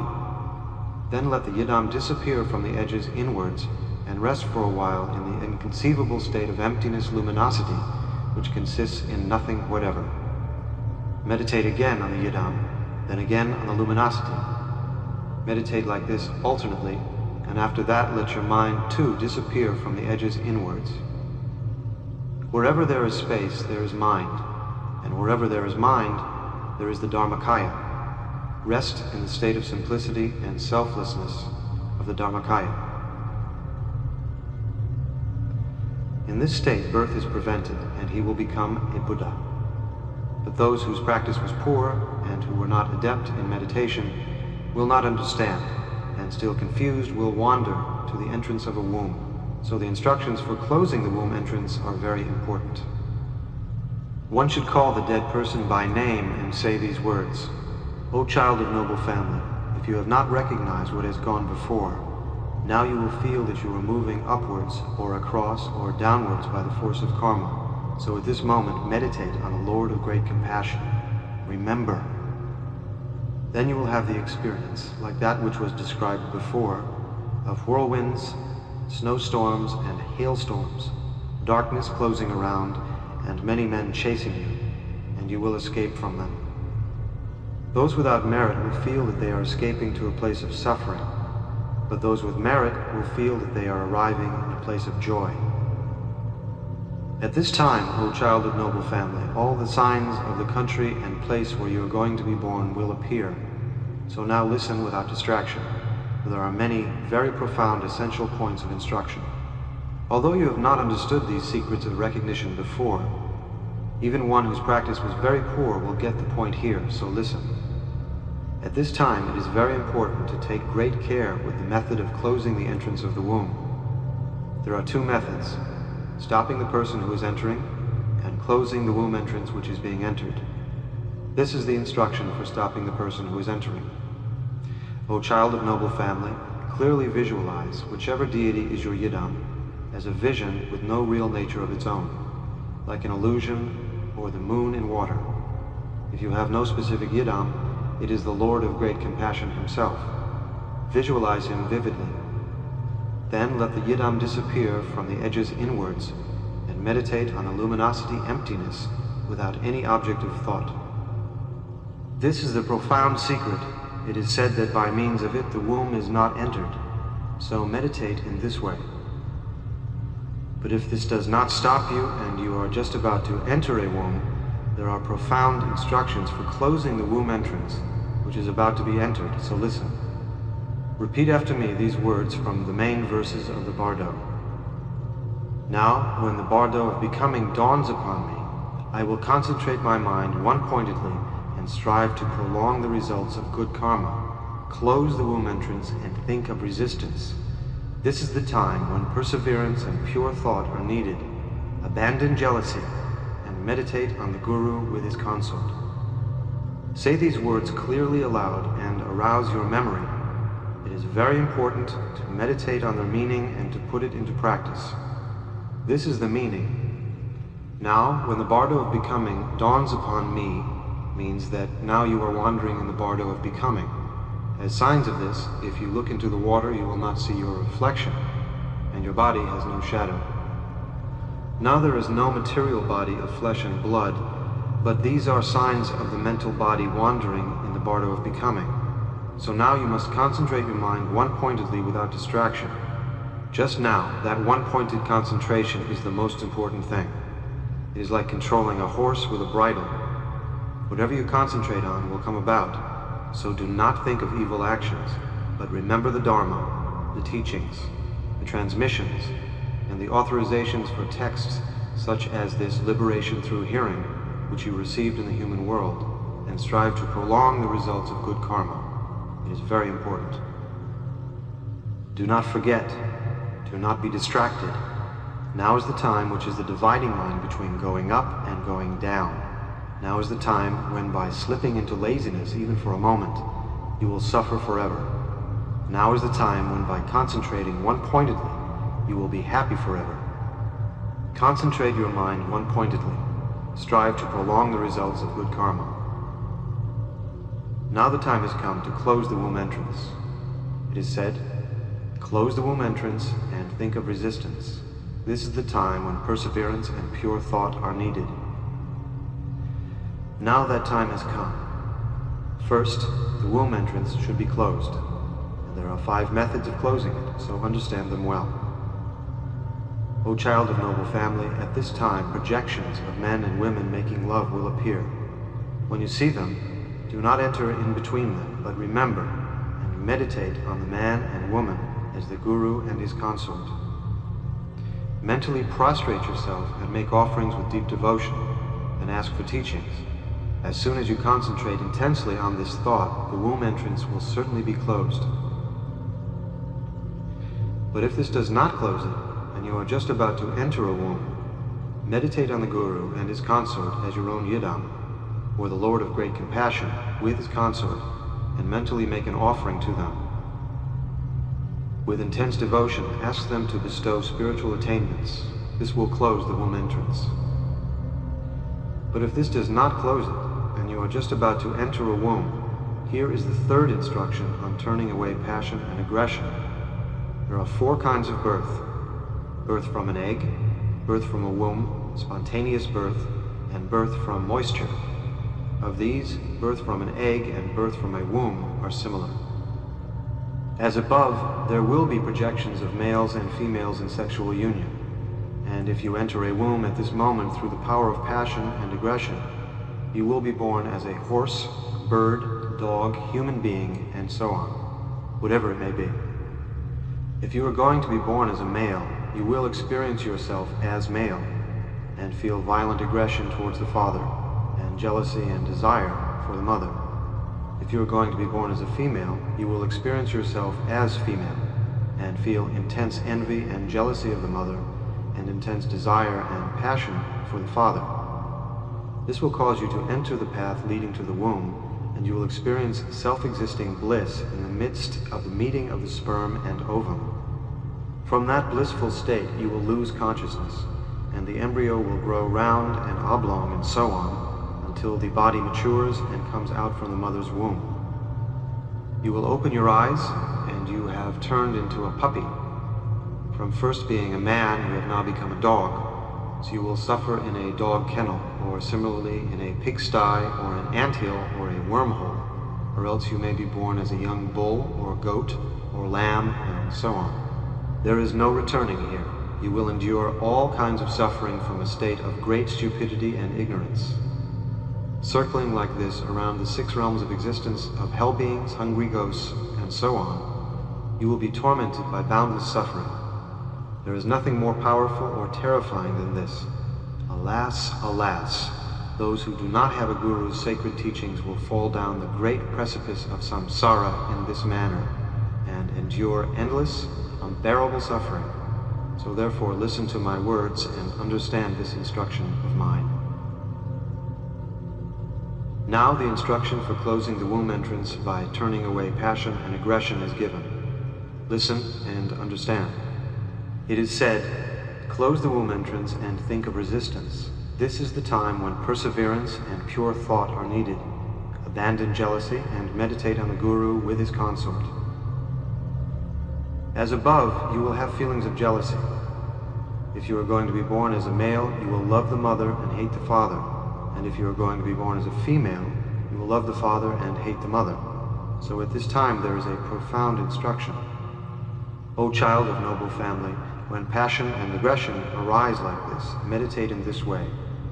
Alas, I am a being with such evil karma that I have been wandering like this in samsara until now, through clinging to passion and aggression. If I go on feeling passion and aggression like this, I shall wander in samsara endlessly and sink into the depths of the ocean of suffering for a long time. So now I will feel no passion or aggression at all. Alas, now I will never again feel passion and aggression. By concentrating your mind intensely and one-pointedly on this thought, that itself will close the womb entrance, so the Tantras say. O child of noble family, do not be distracted. Concentrate your mind one-pointedly. But if, even after doing this, the womb entrance is not closed, and you are about to enter a womb, then it should be closed by the instruction of the unreal and illusory nature of everything. Meditate in this way. Alas, the father and mother, the great storm, the whirlwind, the thunder, the terrifying projections, and all these apparent phenomena are illusory in their real nature. However they appear, they are not real. All substances are false and untrue. They are like a mirage. They are not permanent. They are not changeless. What is the use of desire? What is the use of fear? It is regarding the non-existent as existent. All these are projections of my mind, and since the mind itself is illusory and non-existent from the beginning, from where externally do they arise like this?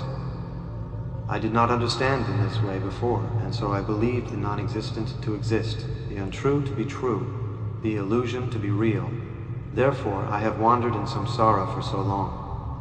And if I do not realize that they are illusions, I shall still wander in samsara for a long time, and certainly fall into the muddy swamp of suffering. Now they are all like dreams, like illusions, like echoes, like cities of the Gandharvas, like mirages, like images, like optical illusions, like the moon in water. They are not real, even for a moment. Certainly they are not true, but false. By concentrating one-pointedly on this conviction, belief in their reality is destroyed, and when one is inwardly convinced in such a way, belief in a self is counteracted. If you understand unreality like this from the bottom of your heart, the womb entrance will certainly be closed. But if, even after doing this, the belief in reality is not destroyed, and the womb entrance is not closed, and you are about to enter a womb, there is a profound instruction. O child of noble family, if even after doing this the womb entrance is not closed, now it should be closed by the fifth method, meditation on the luminosity, which should be done in this way. All substances are my own mind, and this mind is emptiness, unarisen and unobstructed. Thinking this, keep your mind natural and undiluted, self-contained in its own nature like water poured into water, just as it is, loose, open, and relaxed. By letting it rest naturally and loosely, you can be sure that the womb entrance to all four kinds of birth will certainly be closed. Many true and profound instructions for closing the womb entrance have been given above. It is impossible for anyone of high, average, or low capacities, whichever he may be, not to be liberated by them. Why is this? Firstly, because consciousness in the Bardo state possesses supernatural perception of worldly things, so he can't hear what I say. Secondly, even if he was deaf and blind, now he has all the senses complete, so he can hear what is said. Thirdly, being continually overcome by fear, he is thinking undistractedly what to do, so he listens to what I say. And fourthly, as the consciousness has no support, it comes directly to wherever the concentration is directed, so it is easy to guide. The mind is 9 times more clear, so even if he is stupid, by force of karma the mind becomes so clear at this time that it can meditate on whatever is taught. Essential points such as these are the reason. For the same reason, it is also helpful to perform the rituals for the dead. Therefore, it is very important to persevere in reading this great liberation through hearing for up to 9 days. Even if he is not liberated at one showing, he will attain liberation at another. That is the reason why not one, but many showings are necessary. Even then, there are many kinds of people who are not used to doing good actions, but were extremely skilled in doing evil actions right from the start, and through the influence of many powerful veils of error, are not liberated, in spite of being shown and given these objects of meditation so many times above. So now, if the womb entrance has not been closed before, a profound instruction for choosing the womb entrance will be taught below. One should call on the Buddhas and Bodhisattvas for help and repeat the refuge, then call the dead person by name 3 times and say these words. O child of noble family who is dead, listen. Although you have been shown with the instructions above so many times, you have not understood. So now, if the womb entrance has not been closed, the time has come to take a body. There are not one, but many true and profound instructions for you to choose a womb entrance. So understand and do not be distracted. Listen well with intense concentration and understand. O child of noble family, now the signs and characteristics of the continent where you are going to be born will appear, so recognize them. Examine where you are going to be born and choose the continent. If you are going to be born in the eastern continent, noble body, you will see a lake adorned with geese and ganders. Think of resistance and do not go there. Although it is full of happiness, it is a place where Dharma does not flourish, so do not enter it. If you are going to be born in the southern continent, Rose Apple Island, you will see luxurious, beautiful dwellings. You should enter it if you can. If you are going to be born in the western continent, enjoyment of wish-fulfilling cows, you will see a lake adorned with horses and mares. Do not go there, but come back here. Although it has great pleasures, it is a place where Dharma does not flourish, so do not enter it. If you are going to be born in the northern continent, Unpleasant Sound, you will see a lake adorned with cattle or with trees. Recognize them as signs of taking birth and do not enter there. Although it has long life and merits, Dharma does not flourish there, so do not enter. If you are going to be born as a god, you will see beautiful, many-storied temples made of various jewels. If you are fit to enter there, you should enter. If you are going to be born as a jealous god, you will see beautiful groves, or what seem to be revolving wheels of fire. Do not enter there at all, but think of resistance. If you are going to be born as an animal, you will see, as through a mist, rock caves and holes in the ground and straw huts. Do not enter there. If you are going to be born as a hungry ghost, you will see tree stumps and black shapes sticking up, shallow caves and black patches. If you go there, you will be born as a hungry ghost and experience all kinds of suffering through hunger and thirst.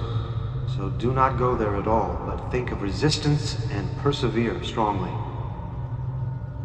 If you are going to be born as a hell being, you will hear songs sung by those of evil karma, or you will have to enter helplessly, or you will feel that you have gone into a dark land with black and red houses, black pits and black roads. If you go there, you will enter hell and experience unbearable suffering through heat and cold from which you will never get out. So do not go into its midst. Do not enter at all, but be careful. It is said, close the womb entrance and think of resistance. This is needed now. O child of noble family, even though you wish not to go, you have no power of your own. You are helplessly compelled to go. From behind, the avengers of karma pursue you, and in front, avengers and murderers drag you along. Darkness, hurricanes, violent storms, noises, snow and rain, fierce hailstorms and snowstorms will whirl you around, and you will escape from them. Then in escaping, you will look for a refuge, and you will find safety in the luxurious houses described before, or in rock shelters or holes in the ground, between trees, or in the round cavities of lotus flowers and so on. Hidden there, you will be afraid to come out, and you will think, I cannot go out of here now. And through fear of leaving, you will become very attached to that place. You are afraid of meeting those terrors of the Bardo if you go outside. You feel extreme fear of them. And so you hide inside and take a body, however bad it may be, and will experience all kinds of suffering. That is a sign that demons and evil forces are obstructing you now. And at this time there is a profound instruction, so listen and understand. At this time of terror, when you are helplessly pursued by the avengers, you should immediately visualize with your whole mind the blessed supreme Heruka, or Hayagriva, or Vajrapani, or your Yidam, if you have one, with a huge body and thick limbs, standing in a terrifying attitude of wrath which crushes all evil forces into dust. Separated from the avengers by his blessing and compassion, you will have the power to choose the entrance of a womb. This is the true profound secret of the instruction, so understand it. O child of noble family, the gods of meditation and so on are born through the power of samadhi. A large class of evil spirits, such as hungry ghosts and so on, have changed their attitude while in the Bardo state. Then they are able to appear in various illusory forms of hungry ghosts and demons, and are transformed into that mental body itself. The hungry ghosts who dwell in the depths of the sea, and the hungry ghosts who fly through space, and all the 80,000 classes of negative forces and so on, have taken on that mental body by changing their attitude. At this time, the best thing is to contemplate the great symbol of emptiness. But if you cannot do that, then take part in the play of illusion. If you cannot do that either, at least do not be attached to anything, but meditate on the Yidam, the Lord of great compassion, and you will become a Sambhogakaya Buddha in the Bardo state. O child of noble family, if you have to enter a womb in this way through force of karma, the instruction for choosing the entrance to a womb will now be taught. Listen. Do not go into whatever womb entrance appears. If the avengers come and you cannot avoid entering, meditate on Hayagriva. Since you now possess subtle supernatural perception, you will know all the places in turn, so make a choice. There are two instructions, for transference to a pure Buddha realm and for choosing an impure samsaric womb entrance, so act in this way. Transference to the pure realm of space, of purified faculties, is directed like this. Ah, how sad it is that I still remain in this muddy swamp of samsara even now, after such a long time of countless ages without beginning or end, and while so many others have already become Buddhas, I have not been liberated. From this moment on, I feel sickened at this samsara. I dread it. I am worn out with it. Now it is time to get ready to escape. So I must bring about a spontaneous birth in a lotus flower at the feet of the Buddha Amitabha in the Western blissful realm. With this thought, concentrate intensely on the blissful realm in the West. It is vital to make this effort. Or else, if you direct intense concentration, one-pointedly and without distraction, toward whichever realm you wish, the pure realm, or complete joy, or the densely filled, or the realm of willow leaves, or the palm tree mountain, or the palace of lotus light in Urgyan, you will immediately be born in that realm. Or if you wish to go into the presence of Lord Maitreya, in the joyful realm, concentrate on this thought.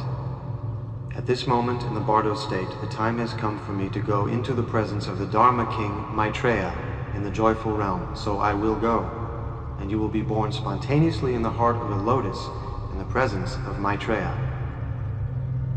Otherwise, if you cannot do this and wish to enter a womb, or find you have to enter one, there is an instruction for choosing an impure samsaric womb entrance, so listen. As before, look at the continent you are going to choose with supernatural perception, and enter a place where Dharma flourishes.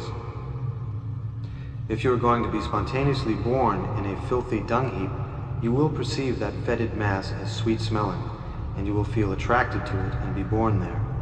So whatever appears, do not trust it, but put an end to the signs of desire and hatred and choose a womb entrance. Again, it is very important to concentrate like this. I will be born as a universal emperor for the good of all sentient beings, or as a brahmana, like a great sala tree, or as the son of a siddha, or in a family of a pure lineage of dharma, or in a family where the father and mother have faith, and taking a body with merits which can benefit all sentient beings, I will do good. Concentrating on this thought, the womb should be entered. At this time, you should bless the womb you are entering as a palace of the gods, and supplicate the Buddhas and Bodhisattvas of the 10 directions, and the Yidams, especially the Lord of Great Compassion, and enter the womb with the longing of a request for transmission. It is possible to make a mistake in choosing the entrance of a womb like this, by seeing a good womb entrance as bad or a bad one as good, under the influence of karma. So now again, the essential point of the instruction is very important. So do this. Even if a womb entrance appears good, do not trust it. And even if it appears bad, do not feel dislike for it. The true, profound, essential secret is to enter into the supreme state of equilibrium in which there is no good or bad, acceptance or rejection, passion or aggression. But, except for the few who are experienced in this, it is hard to get rid of the disease of bad unconscious tendencies. So to prevent him taking refuge among sinners of the poorest capacities, lowest of the low, like beasts, if he cannot cut off passion and aggression in this way, one should call the dead person again by name and say these words. O child of noble family, if you do not know how to choose a womb entrance and cannot get rid of passion and aggression, whatever of the above experiences may arise, call on the name of the 3 jewels and take refuge in them. Supplicate the Lord of Great Compassion. Go on with your head held high. Give up attachment and yearning for the relatives and friends, sons and daughters you have left behind. They cannot help you. Enter now into the blue light of human beings, or the white light of the gods. Enter the jeweled palaces and the pleasure gardens. This should be repeated up to 7 times. Then one should supplicate the Buddhas and Bodhisattvas and read the Bardo prayer which protects from fear, the main verses of the Bardo, and deliverance from the dangerous pathway of the Bardo up to 7 times. Then one should read the liberation through wearing which spontaneously liberates the skandhas, and the daily practice which spontaneously liberates the unconscious tendencies, clearly and distinctly. Thus, by acting rightly, yogins of the highest insight effect the ejection of consciousness in the Bardo of the moment before death, and do not have to wander in the Bardo state, but bypass it and attain liberation. Below them, a few experienced people recognize the luminosity of the Dharmata after the Bardo of the moment before death, and bypass and become Buddhas. Those below them are liberated in accordance with their karmic results at one time or another when the peaceful and wrathful projections appear in the Bardo of Dharmata during the following weeks. As there are many stages, they will recognize whichever is appropriate and attain liberation. But those whose good karmic results are weak and who have many veils of error and very bad karma must wander on down to the Bardo of Becoming. But as there are many showings, like the steps of a ladder, they will recognize at one or another and be liberated. But if those whose good karmic results are very weak do not recognize during the above and are overpowered by fear, there is a series of instructions in turn for closing the womb entrance and for choosing a womb entrance. So they will recognize at one or another, and trusting the object of meditation, attain the highest state of boundless virtue. Even the lowest of the low, like beasts, are turned back from the lower realms by the virtue of taking refuge. They will attain a precious human body complete with all the freedoms and good opportunities, and in their next life meet a holy guru, a spiritual friend, so they will get instruction and be liberated. If this teaching is received during the Bardo of Becoming, the instruction prolongs one's good karmic results, like putting a pipe into a broken water channel. It is impossible even for all great sinners not to be liberated when they hear this teaching. Why is this? Because during the Bardo, both the compassionate invitation of all the peaceful and wrathful Buddhas and deities and the invitation of the tempters and negative forces come together. So just by hearing the teaching at this time, their attitude is influenced and they attain liberation. Influence is easy because the mental body has no basis of flesh and blood. However far they have wandered in the Bardo state, they see and hear with subtle karmic supernatural perception, and they come. This is extremely helpful, for then they understand, and their mind is instantaneously influenced. It is like the device of a catapult, or like a huge tree trunk which cannot be moved by 100 men, but when it is put in water can be taken wherever one wants in a moment. It is like controlling a horse with a bridle. Therefore one should approach all who have died, and if the corpse is present, a friend should read this reminder again and again until blood and pus come out of the nostrils. Meanwhile the corpse should remain undisturbed. The observances for this are: animals should not be sacrificed for dedication to the dead person. In the presence of the corpse, friends and relations should not weep and mourn and make noise, which may be done elsewhere, and as many acts of virtue as possible should be done. As well as this teaching of the great liberation through hearing, it is very good if any of the other teachings joined to the end of this instruction are also read. One should read this continually and learn the word meanings and terms by heart. Then when death is certain and the signs of death have been recognized, if one's condition allows, one should read it aloud oneself and contemplate it. And if one is not able to do that, it should be given to a Dharma brother or sister to read, for this reminder will certainly liberate, there is no doubt. This teaching does not need any practice. It is a profound instruction which liberates just by being seen and heard and read. This profound instruction leads great sinners on the secret path. If one does not forget its words and terms even when being chased by 7 dogs, the instruction liberates in the Bardo of the moment before death. Even if the Buddhas of the past, present, and future were to search, they would not find a better teaching than this. The Bardo instruction which liberates human beings, the profound innermost essence, the great liberation through hearing.